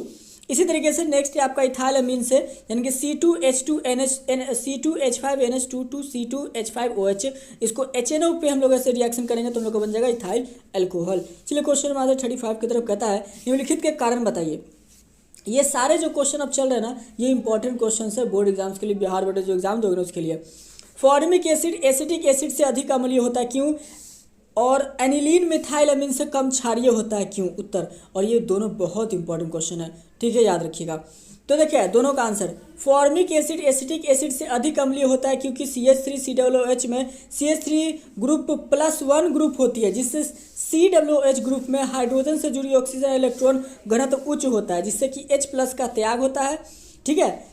इसीलिए HCOOH में H+ ग्रुप नहीं होता है, अतः HCOOH CH3COOH की अपेक्षा में H+ आयन आसानी से प्रदान करती है, इसके कारण से आपका ये रिएक्शन निकलता है। नेक्स्ट आपका है मिथाइल अमीन में जो CH3+1 का जो आयन है आपका, ये ग्रुप होता है जिसमें NH2 नाइट्रोजन पर इलेक्ट्रॉन घनत्व उच्च होती है, फलतः आसानी से पूर्वक H+ आयन ग्रहण करने की प्रवृत्ति होता है, जिससे कि क्षारीयता गुण अधिक होती है। इसीलिए एलाइन आपका जो एनिलीन आपका है C6H5NH2 में फिनाइल ग्रुप फर्स्ट ग्रुप होता है, अतः C6H5NH2 में H+ आयन ग्रहण करने की प्रवृत्ति CH3NH2 की अपेक्षा में कम होती है। तो यही रीज़न होता है कि आखिर ऐसा क्यों होता है कि आपका जो फॉर्मिक एसिड है ये एसिटिक एसिड से अधिक अम्लीय होता है और एनिलीन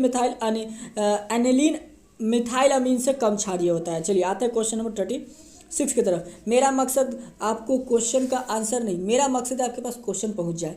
आप क्वेश्चन आपके पास रहेगा तो आप लोग क्लास कर रहे हो, हर तरीके से क्लास कर रहे हो, वो आप खुद से जब बनाओगे तो आपको मार्क्स ज़्यादा मिलेगा, इसको याद रखिएगा। कहते हैं निम्नलिखित समीकरण को पूरा करें, इसको कंप्लीट द रिएक्शन है, कंप्लीट द रिएक्शन आपको करना है। तो देखिए CH CL3 AlCKOH C6CH5NH2 को ये आपका क्या है, फेनाइल कार्बिलेमाइन है। ठीक है, इसको जब पूरा कीजिएगा तो C6H5NH प्लस KCl अलग हो जाएगा प्लस 3H2O। ठीक है, चलिए नेक्स्ट क्वेश्चन कहता है CH3H2 प्लस OH4L2NaOH।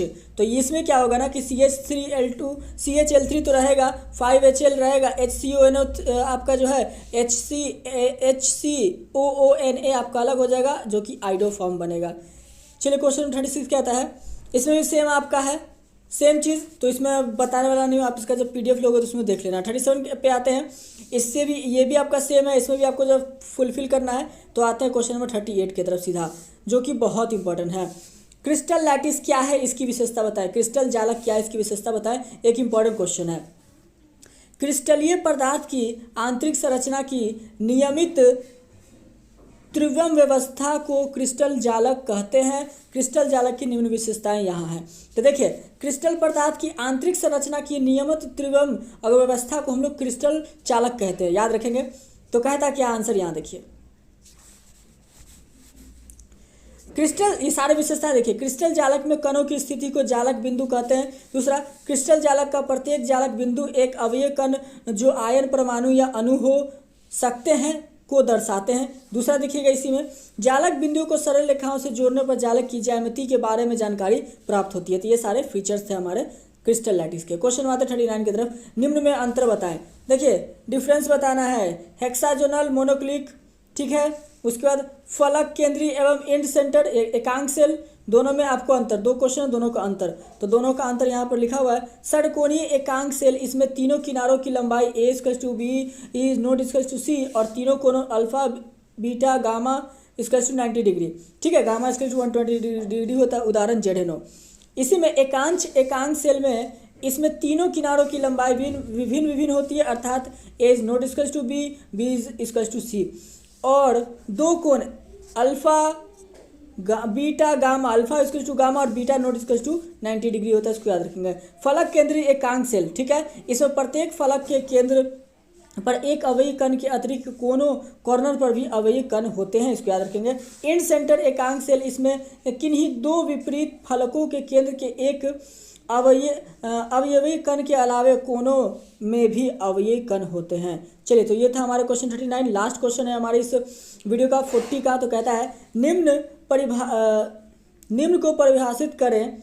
मोल प्रभाज्य, मोलरता एवं द्रव्यम प्रतिशत। बहुत इंपॉर्टेंट क्वेश्चन है, बहुत बार पूछता है, ये एक MBBI क्वेश्चन है, इसको जरूर पढ़ेंगे। मोल प्रभाज्य क्या होता है, देखिए, किसी दिए गए विलयन में उपस्थित किसी अवयव के ग्राम अणुओं या मोलों की संख्या और उस विलयन में उपस्थित कुल ग्राम अणुओं या मोलों की संख्या के अनुपात को उस अवयव का माल यानी कि मोल फ्रैक्शन, मोल प्रभाज्य कहते हैं। ठीक है, मोल प्रभाज्य क्या होता है, मोल फ्रैक्शन समझ गए। दूसरा आते हैं, मान लिया कि किसी विलयन में दो अवयव है A और B है। मान लिया कि विलयन A का Na और B का Nb है, तो जो मोल प्रभाज्य होगा क्या होगा, A का मोल प्रभाज्य क्या हो जाएगा, x से बराबर Na/Na प्लस Nb होता है, हम लोग को पता है, और B का xb बराबर Nb/Na प्लस Nb। ठीक है, तो ये हो गया। नेक्स्ट आते हैं, मोलालिटी क्या होता है। ठीक है, मोलरलता, किसी विलायक के 1000 ग्राम में घुले विलय के मोलों की संख्या को मोलरलता कहते हैं। इसे m से प्रकट किया जाता है। मान लिया कि विलायक में के x ग्राम के विलय का y ग्राम घुला हुआ है। दूसरे शब्दों में विलायक के x ग्राम में विलय का y/m मोल है या ग्राम अणु घुला हुआ है, जहां m विलय का अनुभार है। ठीक है, तो यहाँ पर क्या होगा, जब आप इसको निकालोगे विलायक 1000 ग्राम में, तो y × 1000/m × x में मोल घुला हुआ है, तो हम लोग को पता है। अतः मोलरलता जो हमारा हो जाएगा y × 1000/m × x, जो कि प्रति किलोग्राम विलायक में विलय का भार बटे विलय का अनुभार। अब आते हैं लास्ट हम लोग मोलालिटी की तरफ।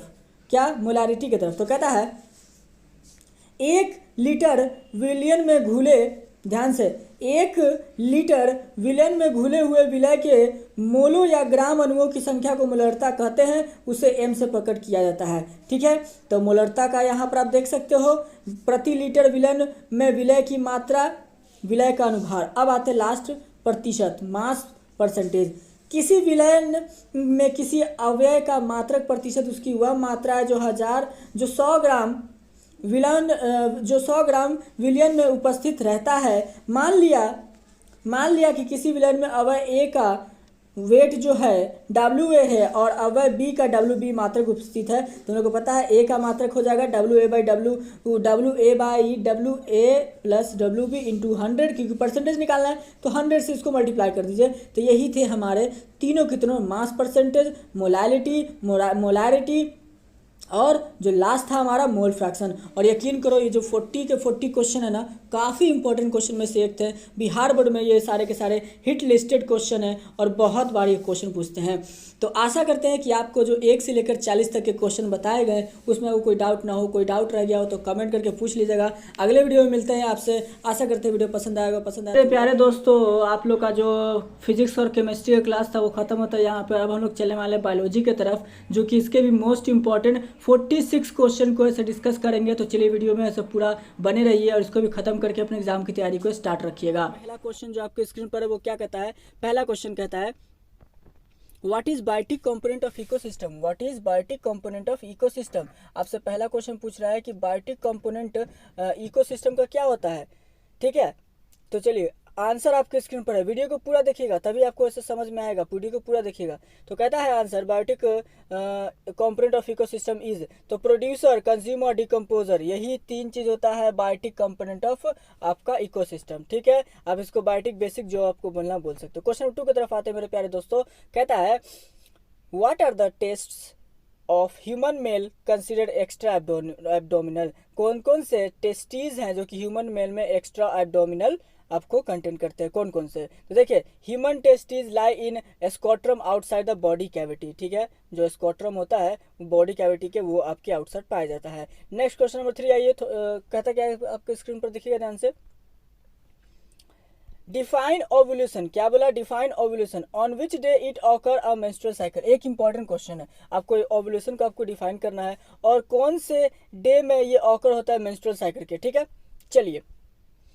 Ovulation is the expansion of ovum from ovary. Ovulation आपका एक्सपल्सन है, यानी कि निकलने का, मैंने एक्सपेंशन बोल दिया। Expulsion of ovum from ovary. ठीक है, और it takes place on 14th day of menstruation. जब मेंस्ट्रुएशन जो फीमेल्स का स्टार्ट होता है उसके 14th डे पर ये ऐसे प्लेस ले लेता है, अपना जगह ले लेता है, ताकि ऐसे वो कोई स्पर्म आए तो उसमें ये फ्यूज हो जाए। Next question number 4, what is difference between spermatogenesis and oogenesis. Spermatogenesis और ओयोजेनेसिस में क्या डिफरेंस है? एक इंपॉर्टेंट क्वेश्चन है, एक इंपॉर्टेंट क्वेश्चन में से एक है। तो स्पर्मेटोजेनेसिस क्या होता है, ध्यान से देखिएगा। It gives rise to sperm. देखिए, स्पर्मेटोजेनेसिस जो है वो आपको ऐसे स्पर्म को ऐसे क्या करता है, राइज करता है, बढ़ावा देता है। ओयोजेनेसिस होता है it is polar bodies formed which are not formed during the spermatogenesis. ये आपका पोलर बॉडीज फॉर्म होता है, जब स्पर्मेटोजेनेसिस बनेगा तो ये आपका ऐसे ओयोजेनेसिस नहीं बनेगा, इसको याद रखेंगे। चलिए नेक्स्ट क्वेश्चन, क्वेश्चन नंबर 5 की तरफ आते हैं। तो कहता है आपके स्क्रीन पर, name the chemicals released by the acrosome during fertilisation. ऐसे केमिकल्स का आपको नाम बताना है। ठीक है, जो कि name the chemicals release by the acrosome, जो कि एक्रोसोम के द्वारा रिलीज किए जाते हैं फर्टिलाइजेशन के समय। तो आंसर क्या है, देखते हैं। अस्पेंट्रोलिसिन is secreted by acrosome during fertilisation. तो इसको याद रखेंगे, अस्पेंट्रोलिसिन। ये आपको ऑब्जेक्टिव में भी पूछता है, इंपॉर्टेंट क्वेश्चन है। नेक्स्ट क्वेश्चन की तरफ आते हैं मेरे प्यारे दोस्तों। तो कहता है डिफ्रेंशिएट बिटवीन ट्रोफियोसेटोम एंड एक्टोडर्म। ये भी एक इंपॉर्टेंट क्वेश्चन है दोनों का। और मैंने आपको बार बार बताया कि किसी भी वीडियोस में, किसी भी चैप्टर में, किसी भी सब्जेक्ट में अगर आपको ऐसे डिफरेंस पूछ रहा है तो भाई उसको जरूर से जरूर रट्टा मार के जाएगा, बहुत इंपॉर्टेंट क्वेश्चन होता है। तो कहता है ट्रोफियोसेटोड्रोम, देखो it is outer cellular involve of blastocyst where an ectoderm is the outermost cellular type of gastrula। देखिए, आपका जो ट्रॉफियोसेटोड्रोम होता है ये आपका आउटर सेल्यूलर होता है इन्वॉल्व, ठीक है, ब्लास्ट सिस्ट का। लेकिन एक्टोडर्म आपका आउटर मोस्ट सेल्यूलर टाइप होता है गैस्ट्रोला का। ठीक है, तो दोनों का याद रखेंगे। 2 नंबर का इसलिए ज़्यादा लिखने का जरूरत है नहीं। क्वेश्चन नंबर 7 की तरफ नेक्स्ट क्या कहता है, हम लोग लास्ट 3 क्वेश्चन और देखेंगे इस वीडियो का, उसके बाद अगले वीडियो में हम लोग ऐसे चलेंगे। Name the hormone secreted by human placenta. Human placenta से जो हार्मोन सीक्रेट होता है उसका नाम बताइए। तो ह्यूमन प्लेसेंटा से आपका ऑस्ट्रोजोन, HCG, ह्यूमन क्रोनिक और गोनाडोट्रोपिन है से आपका सीक्रेट करता है, इसको याद रखेंगे। नेक्स्ट क्वेश्चन नंबर 8 कहता है व्हाट इज कोलेस्ट्रॉम। कोलेस्ट्रॉम क्या होता है, ये भी एक इंपॉर्टेंट क्वेश्चन है, बहुत इंपॉर्टेंट है। 10th में तो इसमें पूरा 5 नंबर का क्वेश्चन ही आ जाता था। तो कहता है it is the first milk that comes after the mammary glands of the mother just after child birth of 2 to 3 days। ये पहला दूध होता है, पहला जो कि फीमेल के ऐसे चेस्ट से बाहर आता है, कब, जब उसका मेमरी ग्लैंड से बाहर आता है, जब ऐसे बेबी बर्थ होता है ना, 2 से 3 दिन होता है तब ये आता है, तो इसको याद रखेंगे। जिसमें गाय वगैरह में फेंसा उसको नाम दिया जाता है, फेंसा, जो कि पहला दूसरा दिन का काफ़ी ज़्यादा प्रोटीन से भरा होता है वो। चलिए क्वेश्चन 9 आते हैं, डिफरेंस बिटवीन वैस्कोटोनोमी एंड ट्यूबेक्टोमी। देखो मैंने बार बार बताया है कि कितने भी डिफरेंस हो बहुत इंपॉर्टेंट होता है, और खास करके केमिस्ट्री, बायोलॉजी, फिजिक्स में मैं डिफरेंस वाले क्वेश्चन ज़्यादा कराने वाला हूँ, क्योंकि वो इंपॉर्टेंट होता है। आप उठा करके देखोगे ना तो बहुत ज़्यादा डिफरेंस वाले क्वेश्चन पूछते हैं, इसीलिए। चलिए तो कहता है difference between vasectomy and tubectomy. तो वैक्सेटोनोमी क्या होता है, तो sterilisation procedure in the male is called vasectomy. Sterilisation procedure जो होता है ना मेल में, उसको हम वैक्सेटोनोमी कहते हैं। और ट्यूबेक्टोनोमी होता है sterilisation procedure in the female is called tubectomy. ठीक है, आपका ये मेल के लिए और ट्यूबेक्टोनोमी फीमेल के लिए यूज किया जाता है। चलिए क्वेश्चन नंबर आते हैं 10 की तरफ, जो कि लास्ट है। Name the devices which are use under the barrier method of contraception. Contraception का बैरियर मेथड के तरह यूज़ करने के लिए कौन कौन से डिवाइस का यूज़ किया जाता है। तो देखिए, आप ऐसे कॉन्डम यूज़ कर सकते हो, अगर आप मान लीजिए आप नहीं चाहते हो प्रेगनेंसी, तो कॉन्डम यूज़ करो, ठीक है, कॉन्डम यूज़ करो, डायफ्राग्राम यूज़ करो, सर्विक का क्लैप यूज़ करो और वॉल्ट्स यूज़ करो। ये सारे के सारे आप यूज़ कर सकते हो आप ऐसे कॉन्ट्रासेप्शन के तौर पर। तो मेरे प्यारे कहता है name any 4 STDs disease with their casual agents. आपको एसटीडीज डिजीज का आपको कुछ नाम बताना है 4, उसके साथ कैजुअल एजेंट्स भी। तो देखो एक तरफ मैंने लिख दिया डिजीज, दूसरा उसका एजेंट का नाम लिख दिया है। तो देखिए साइफिल्स एक डिजीज है, ठीक है, जो कि इसका जो एजेंट होता है वो ट्रेपोनोमा पेडियम होता है, पेडिटम। नेक्स्ट एड्स आपका पता है कि डिजीज है, इसका जो आपका एजेंट होता है वो होता है HIV। नेक्स्ट जो आपका हेपेटाइटिस भी, हेपेटाइटिस C जो भी है, तो आपका ये इसका जो वायरस होता है वो है हेपेटाइटिस B वायरस, HBV। चलिए क्वेश्चन नंबर इसी का 4 नंबर, तो गोनोरिया का होता है नाइसेरिया गोनोरिया, ठीक है। तो ये सारे के सारे मेरे 4 डिजीज थे, इस साइड में आपका डिजीज थे और इस एक साइड में आपका क्या था मेरे प्यारे दोस्तों, तो एक साइड में आपका सारा का सारा उसका एजेंट का नाम था। तो चलिए क्वेश्चन में आते हैं हम लोग सेकंड की तरफ। तो कहता क्या है स्क्रीन पर, कॉम्पोनेंट अपॉन जेनेटिक इक्विलिब्रियम। आपको ऐसे कॉम्पोनेंट है ना, सॉरी मैंने कमेंट को कॉम्पोनेंट मैंने पढ़ दिया, कमेंट करना आपको जेनेटिक इक्विलिब्रियम पर आपको बताना है। तो देखिए total genes and their alleles in a population, यानी कि जीन पूल में जितना भी टोटल एलीज रहेंगे remain constant called genetic equilibrium. Constant रहते हैं तो वो लोग जेनेटिक इक्विलिब्रियम कहलाएंगे। क्वेश्चन नंबर मेरे प्यारे दोस्तों 13 नंबर क्या कहता है, write main points of Lamarckism. आपको ऐसे लमर्क्सिम का आपको ऐसे मेन पॉइंट्स लिखना है। तो देखिए आपका 3 यहाँ पर मेन पॉइंट से जो कि लिखा हुआ है। तो देखिए पहला स्क्रीन पर है, due to internal force living things continuously increase. Internal force के कारण जो लिविंग थिंग्स है वो बढ़ता रहेगा। दूसरा effects of environment result new needs that produce new structure. Next है आपका मेरे प्यारे दोस्तों इसी का third point, inheritance of acquired characters. जो कैरेक्टर्स होंगे उसका जो वंशज होगा वो आगे बढ़ता रहेगा, उसका एक्वायर्ड करेगा। नेक्स्ट क्वेश्चन नंबर 14 मेरे प्यारे दोस्तों क्या कहता है, differentiate between homology and analogy. मेरे प्यारे दोस्तों आप अगर मेरी पिछली वीडियो उठाकर देखो तो उसमें मैंने 4 डिफरेंस बताया था और इसमें ये पहला डिफरेंस स्टार्ट हो गया। मैंने आपको बार बार चीख कर कहा है कि आपको डिफरेंस वाले क्वेश्चन को बहुत ध्यान से कवर अप करना है, याद रखेंगे डिफरेंस बहुत इंपॉर्टेंट होता है। तो difference between homology and analogy, homology and analogy में आपको डिफरेंस बताना है मेरे प्यारे दोस्तों। तो होमोलॉजी क्या होता है, it is the study of entire relationship of homologous structure. Homologous का इंटायर आपको जो बॉडी का रिलेशनशिप का जो पढ़ाई करोगे उसको होमोलॉजी कहते हैं। एनालॉजी होता है आपका एनालोगस स्ट्रक्चर को इंटायर स्टडी, ठीक है।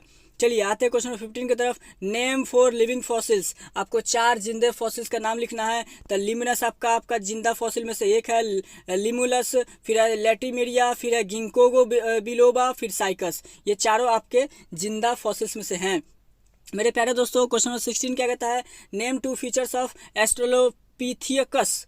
Name two features of australopithecus pithecus का आपको ऐसे क्या लिखना है, तो इंपॉर्टेंट फीचर्स लिखना है। तो मेरे प्यारे दोस्तों देखिए इंपॉर्टेंट फीचर्स में it is about 1.5 metre in height, ये 1.5 मीटर का ऊंचाई होता है, इसका लंबाई होता है। It was with bipedal locomotion, bipedal locomotion के साथ चलता है। ये ओमनीवर्स डाइट, ये क्या करता है, खाना में लेता है ओमनीवर्स है, ये मांस मछली सब खा लेता है। And erect posture, it had human like teeth and had erect posture, इसका आदमी की तरह दांत होता है और इरेक्ट पोस्चर होता है। तो इसमें हमको याद रखने वाली बात है आपका एस्ट्रोलोपिथिकस का ऐसे हमने देखा क्या फीचर्स। चलिए आते हैं मेरे प्यारे दोस्तों क्वेश्चन 17 की तरफ। तो कहता है comment upon HMS beagle, HMS beagle पे आपको क्या करना है, कमेंट करना है। तो देखिए इन 1831 जो डार्विन है ना, Darwin got an opportunity to travel on HMS Beagle ship in which Charles Darwin sailed around the world. ठीक है, डार्विन को मिला था मौका, 1831 की समय है, अपॉर्चुनिटी मिला था HMS बीगल शिप पर क्या करने का, ट्रैवल करने का, जब उस पर ऐसे आपके चार्ल्स डार्विन ऐसे क्या कर रहे थे, सेल कर रहे थे। चलिए नेक्स्ट क्वेश्चन नंबर आते हैं 18 की तरफ। तो कहता है differentiate between convergent and divergent evolution. मैंने आपको बार बार बताया, आपको इंपॉर्टेंट क्वेश्चन है कवर्जेंट और डाइवर्जेंट इवोल्यूशन में से, कवर्जेंट और डाइवर्जेंट इवोल्यूशन में से क्या।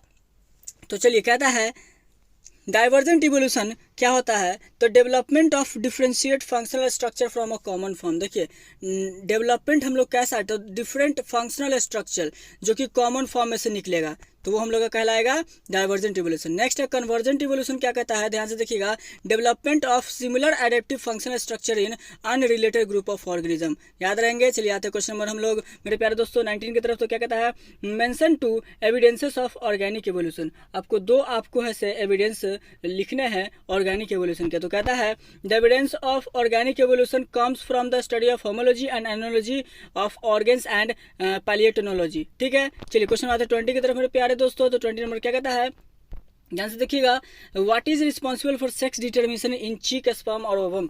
चीक स्पर्म और ओवम में सेक्स डिटर्मिनेशन को देखने के लिए किसे हम लोग ऐसे रिस्पॉन्सिबल समझते हैं, तो ovum is responsible for the sex determination in chick because female produces two types of gamete where one male produce same type of sperm. ठीक है, देखिए ओवम का हम ओवम रिस्पॉन्सिबल होता है सेक्स डिटर्मिनेशन का आपके मुर्गा वगैरह में, कि वो मुर्गा है कि मुर्गी है क्या था, पर फिर भी इसको ही स्टार्ट करते हैं। सिकल सेल अनीमिया क्या होता है, तो आंसर देखिए सिकल सेल अनीमिया क्या होता है। सिकल सेल अनीमिया एक आपका ऑटोसोमल हेरिडिटी डिसऑर्डर है, एक आपका हेरिडिटरी डिसऑर्डर है। ठीक है, जिसमें कि इरिथ्रोसाइट्स आपका सिकल सेट में बन जाता है ऑक्सीजन की कमी के कारण। ठीक है, तो ये होता है आपका sickle cell anaemia.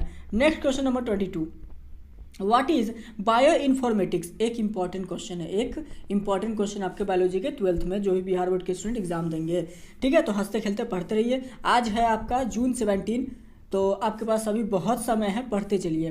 What is bio informatics. तो बायो इन्फॉर्मेटिक्स क्या होता है, देखिए ध्यान से।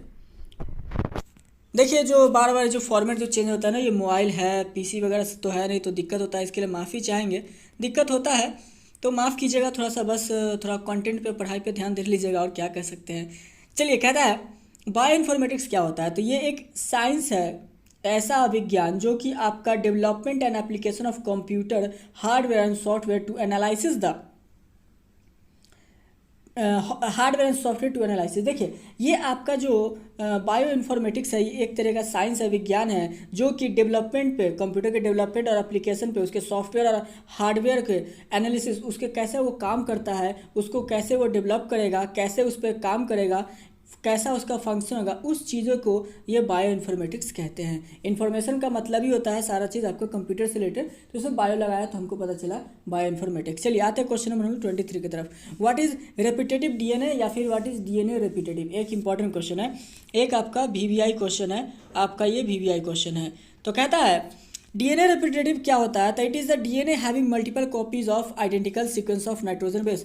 ऐसा डीएनए जिसके पास multiple copies identical sequence of nitrogen base का होता है। क्वेश्चन नंबर 24 क्या कहता है, explain chiru, explain chiru. Antelope is called chiru. Antelope बारहसिंगा भी आपका ऐसे एक होता है, जो कि आपका चिरू कहलाता है। Next name for indigenous cow. 4 indigenous cow को आपको लिखना है। तो पहला देखिए साहिवाल, रेड सिंधी एंड गिर। काफ़ी बार ये सारे क्वेश्चन पूछे जाते हैं। चलिए क्वेश्चन नंबर आते हैं 26 की तरफ। कहता है what is neurosis. Neurosis, what is neurosis, एक इंपॉर्टेंट में से एक है। तो न्यूरोसिस आपका क्या है, तो मेंटल डिजीज है जो कि मालाडेप्टिव स्टेट में पाया जाता है, डिजीज ऑफ मालाडेप्टिव स्टेट। ठीक है, चलिए नेक्स्ट क्वेश्चन डोनेशन कहता है इमरवेट द सिम्टम्स ऑफ सिम्फिलिस। साइफिल्स का आपको ऐसे सिम्टम्स बताना है, साइफिल्स का आपको सिम्टम्स। तो देखिए क्या क्या सिम्टम्स है, तो यहाँ पर देख लीजिए 2 सिम्टम्स मैंने लिख रखे हैं। कहता है शुरुआत के दौर में initially red painless ulcer appears at the site of infection. जहाँ इन्फेक्शन होगा आपका, चाहे पेनिस हो जाए, वेजाइना हो जाए, सर्विक्स हो जाए, उस सब जगह पे आपको क्या हो जाएगा, थोड़ा सा दाना वगैरह का पेनलेस आपका उग जाएगा। नेक्स्ट उसके बाद आपको फीवर आएगा, lymph node, pink skin all over the body and joint pain. आपका जो स्किन है वो पिंक होने लगेगा और जो आपका घुटना है, जहाँ जहाँ आपका जॉइंट है वहाँ पर आपको पेन होने लगेगा। तो ये सारे सिम्टम्स होते हैं साइफिल्स के। नेक्स्ट क्वेश्चन आते हैं क्वेश्चन नंबर 29 की तरफ। तो कहता है what do mean by cellular immunity. Cellular immunity से क्या समझते हैं, तो मेरे प्यारे दोस्तों सेल्यूलर इम्यूनिटी क्या होता है, ध्यान से देखिए। The immunity obtain by lymphocyte is called cell immunity. जो लाइम्फोसाइट के द्वारा ऐसे सेल जो आपका इम्यूनिटी लिया जाता है उसको बोलते हैं सेल इम्यूनिटी। कोई दिक्कत। नेक्स्ट क्वेश्चन नंबर 30 की तरफ कहता है name for Indian common carp. आपको इंडियन कॉमन कार्प का नाम लिखना है, तो पता ही है रोहू, कतला, मांगुर, कैलेबस। ठीक है, और ये सारा खाते भी होंगे आप, रोहू, कतला, ये सारे मांगुर, ये सारे फिश वगैरह खाए होंगे। ये सारे सारे फिश का ही नाम है। कार्प का मतलब फिश है, जैसे कोई कार्प होता है ना ये। चलिए क्वेश्चन आते हैं 31 की तरफ। कहता है name 4 types of silk. 4 types के आपको सिल्क बताने हैं। तो मालबरी सिल्क, तासर सिल्क, मूंगा सिल्क, अरंदी सिल्क, ये 4 तरह के सिल्क होते हैं। लास्ट क्वेश्चन 32 जो कि इस वीडियो का लास्ट और जो आखिर के जो क्वेश्चन आएंगे वो सेक्शन डी में हम लोग देखेंगे। What is artificial insemination. Artificial insemination क्या होता है, तो ये एक आपका टेक्निक है transfer of siemens of male into the reproductive tract of female in vitro. जो आपका सेरोगेसी का आप सुने होंगे ना, तो जो डॉक्टर वगैरह क्या करती हैं कि मेल का जो सीमेन है, जो स्पर्म है, उसको ऐसे कलेक्ट करके फीमेल के वजाइना में से उसको क्या करती है, इंजेक्ट करती है। तो ये आप मूवी में देखे होंगे बहुत सारे मूवी में आजकल बना भी है। वो जो मूवी बना था याद है नहीं मुझे, हाल फिलहाल ही कृति सेनन का था, उसमें भी आप देखे होंगे वही था सेरोगेसी वाला हाल।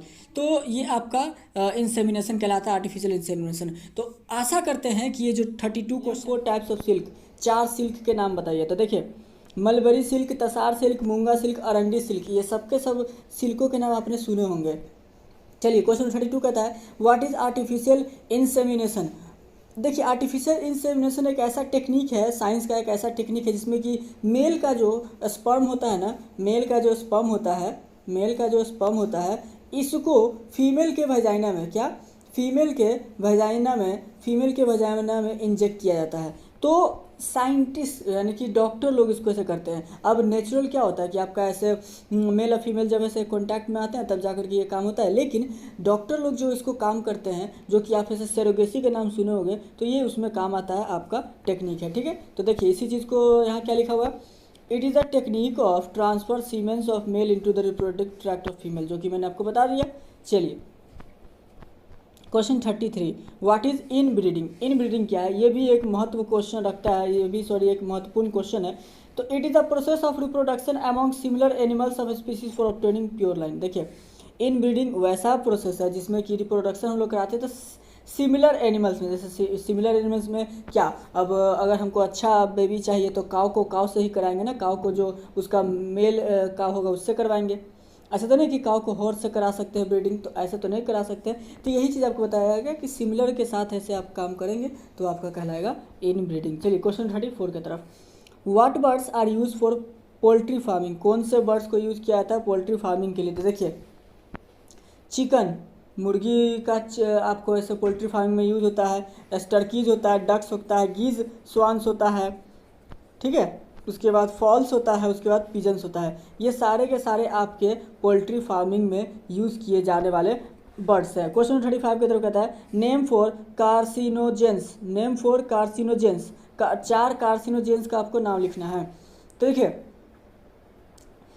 पहला है ए रेडिएशन। क्या है देखिए रेडिएशन। अब रेडिएशन में क्या क्या आता है, तो X ray, UV ray, cosmic रे। चलिए दूसरा देखिए आपका ट्यूमर वायरस और मस्टर्ड गैस। चलिए क्वेश्चन आते हैं हम लोग 36 की तरफ। कहता है differentiate between population and community. दोनों के बीच में डिफरेंस कीजिए कि पॉपुलेशन क्या है, कम्युनिटी क्या है। तो पॉपुलेशन किसको कहते हैं, ध्यान से देखिए। It is a group of individual of single species found in a area. देखिए पॉपुलेशन उसको बोलेंगे कि जिसमें कि सिंगल स्पीसीज, मान लीजिए कोई स्कूल है, ठीक है, तो उस स्कूल, वो स्कूल ना सिर्फ और सिर्फ लड़कों का ही है, तो बॉयज़ का है, ठीक है, बॉयज़ कम्युनिटी का है, तो सिंगल एक स्पीसीज़ का है तो उसको बोलेंगे पॉपुलेशन वाला, ठीक है। लेकिन वही अगर कोई दूसरा कोई स्कूल है जिसमें कि बॉयज़ भी पढ़ते हैं और गर्ल्स भी, तो वो कम्युनिटी हुआ, ठीक है। उसी तरीके से पॉपुलेशन बोलेगा तो याद रखेंगे कि एक group of individuals of single species found in area और group of different species found in area called as community. कोई दिक्कत, एक कम्युनिटी में अलग अलग तरह के लोग मिल जाएंगे। क्वेश्चन नंबर 37 क्या कहता है, ध्यान से देखिए। Enumerate any 4 characteristics of population. 4 characteristics बताइए पॉपुलेशन का, 4 इंपॉर्टेंट कैरेक्टरिस्टिक्स फीचर्स बताइए पॉपुलेशन का। तो देखिए पॉपुलेशन का 4 फीचर्स है, birth rate, death rate, age distribution और चौथा पॉपुलेशन साइज। ये चारों के चारों फीचर्स है आपके पॉपुलेशन के। क्वेश्चन 38 क्या कहता है, डिस्कस अबाउट सार्कोमा। सार्कोमा के बारे में आप बताइए, सार्कोमा क्या होता है। Discuss about sarcoma. तो सार्कोमा क्या होता है, तो देखिए ध्यान से, these cancers are located in connective and muscular tissue derive from mesoderm. ये आपका जो कैंसर है ये कनेक्टिव एंड मस्कुलर टिश्यू में कनेक्ट होता है, जो कि मेसोडर्म से आपको ये निकलता है। चलिए क्वेश्चन 39 की तरफ आते हैं। Differentiate between hibernation and aestivation, give one example of each. बहुत इंपॉर्टेंट क्वेश्चन है। हाइबरनेशन तो बहुत बार पूछता है, तो आपको यहाँ स्क्रीन पर देखिए हाइबरनेशन क्या होता है। It is winter sleep in which animal passes with winter period in dormant condition. देखिए हाइबरनेशन उसको कहते हैं जिसमें कि जो एनिमल्स वगैरह होते हैं वो कुछ फिक्स समय के लिए, खास करके ठंडी में वो सो जाते हैं, जब तक कि ऐसे ठंडी पार ना हो जाए तब तक के लिए ये आपका हाइबरनेशन कहलाता है।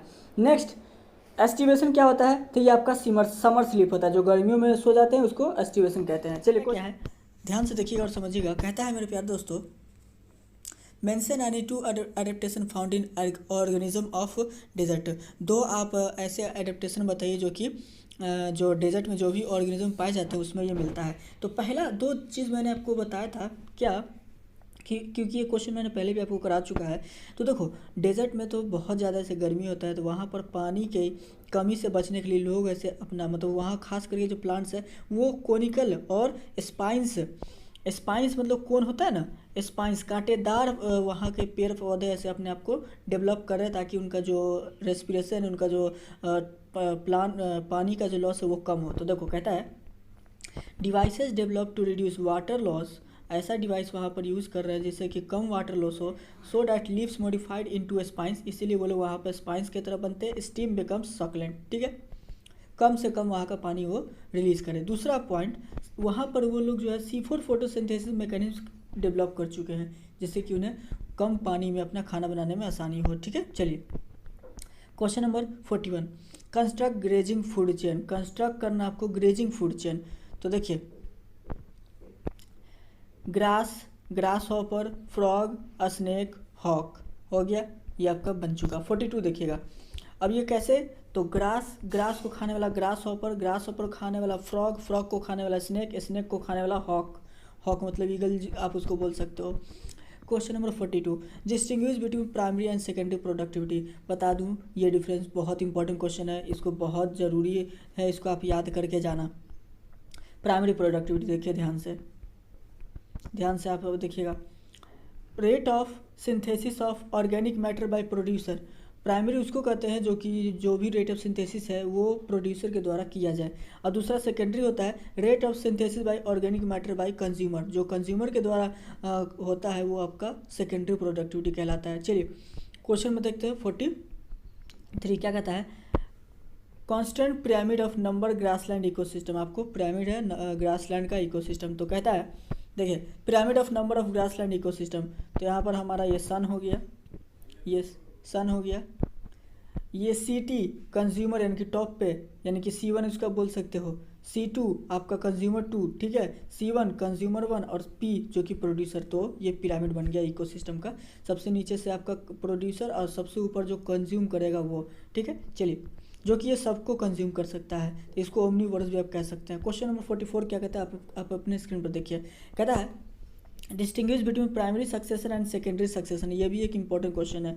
तो चलिए प्राइमरी सक्सेशन क्या होता है, it occurs in an area which has where soil is absent. ये ऐसे एरिया में होगा जहाँ पर कि सॉइल एब्सेंट होता है, बंजर होता है, तो ये प्राइमरी सक्सेशन होगा।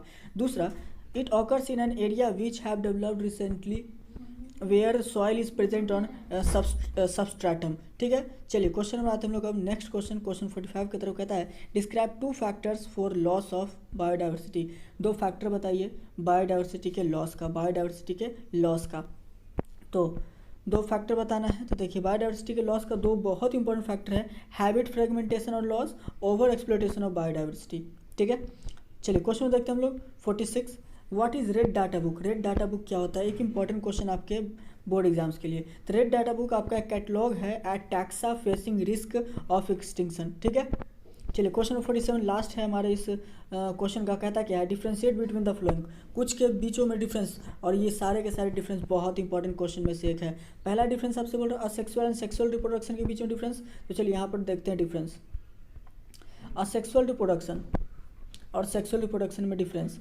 तो सेक्सुअल में ऑलवेज आपका यूनिपेरेंटल होगा, सेक्सुअल में आपका जनरली बाई पेरेंटल होगा एक्सेप्ट सानिया और फेसियोला। ठीक है, इसी का दूसरा difference no gametes are involve, इसमें male and female gametes are involve, आप लोग को पता है ये। Third only mitotic division takes place, और इसमें meiosis occurs at gametogenesis, mitosis occurs at fertilisation, याद रखेंगे। चलिए क्वेश्चन नंबर इसी का 4th difference somatic cells are involve, germ cells are involve. ठीक है, इसी का 5 डिफरेंस नंबर ऑफ स्प्रिंग्स, देखिएगा ध्यान से। Offsprings are generally identically to the parent, offsprings are generally genetically different from the parent, कोई दिक्कत। चलिए क्वेश्चन नंबर इसी का जो दूसरा था बाइनरी फिजन और मल्टीपल फिजन, एक VBI क्वेश्चन है ये एक VBI है। तो कहता है बाइनरी फिजन में पेरेंट डिवाइड्स इनटू 2 डॉटर्स। ठीक है, अब मल्टीपल फिजन में parent divides into many daughters. उसी तरीके से फिर takes place during favourable condition, takes place during unfavourable condition. इसी तरीके से whole parent body is consume, nothing is left, residual cytoplasm of parent is left, कोई दिक्कत। तो यहाँ पर आप देख सकते हो बाइनरी फिजन का, ये मल्टीपल फिजन का। नेक्स्ट डिफरेंस है आपका primary and secondary sex organs, primary sex organs और सेकेंडरी सेक्स ऑर्गन्स। तो प्राइमरी है these forms the gametes, these helps conduction of gametes. ठीक है, इसी के बाद देखते हैं they secrete sex hormones, they do not have secrete sex hormones. ठीक है, चलिए लास्ट इसी का 3rd नंबर देखते हैं their growth maintenance and functions are controlled by gonadotropins of anterior pituitary. ठीक है, पिट्यूटरी। इसी में इसका देखिएगा जरा सा, their growth maintenance and function are controlled by sex hormones secreted by gonads, कोई दिक्कत। तो यही थे हमारे दोस्तों पूरे के पूरे 47 क्वेश्चंस, 47 क्वेश्चंस इंपॉर्टेंट। 47 के 7 जो क्वेश्चंस मैंने बताया वो बहुत ही इंपॉर्टेंट है बोर्ड एग्जाम्स के लिए। मैंने बता दिया ना, ये सारे बहुत इंपॉर्टेंट है 2023 में अगर आप एग्ज़ाम देने वाले हो तो ये बहुत ज़्यादा इंपॉर्टेंट क्वेश्चन में से एक थे। आप कहीं भी कोई भी क्वेश्चन बैंक उठा लेना या गेस्ट पेपर उठा लेना, उठा के उसमें देख लेना, ये क्वेश्चंस आपको जरूर मिलने वाले हैं और ये बहुत इंपॉर्टेंट क्वेश्चन में से एक थे। तो हमने पूरा का पूरा जो वीडियो में था वो पार्ट टू। तो मेरे प्यारे दोस्तों, हमने जो अभी जो मुहिम चलाया तीनों फिजिक्स केमिस्ट्री बायोलॉजी के तीनों सब्जेक्ट के क्वेश्चंस हमने कवर अप कर लिए। आशा करते हैं कि आपने ऐसे पूरे वीडियो को देखा होगा, एंजॉय किया होगा। और इसी तरीके से हम लोग ऐसे कोशिश करेंगे हर वीक कुछ ना कुछ वीडियोस लेकर के आए आपके लिए, ताकि आपका तैयारी जो बोर्ड एग्जाम्स 2023 के लिए वो होता रहे और आपको कोई दिक्कत ना हो। तो आप लोग से रिक्वेस्ट है कि आप लोग चैनल को सब्सक्राइब जरूर कर लेना, ताकि ऐसी वीडियोज़ आप लोग को मिलते रहें। और ऐसे आप लोग अपनी जो पढ़ाई की जो जर्नी है वो 2023 में जो आप एग्जाम देने वाले हो उसके लिए आप लोग ऐसे डट करके सामना करने के लिए एकदम तैयार रहो और पूरे क्वेश्चन को आप ऐसे बना लो। चलिए मिलते हैं अगले वीडियो में, नेक्स्ट वीडियो भी आपके लिए ऐसे ही लेकर आएंगे। तब तक के लिए जय हिंद, जय भारत।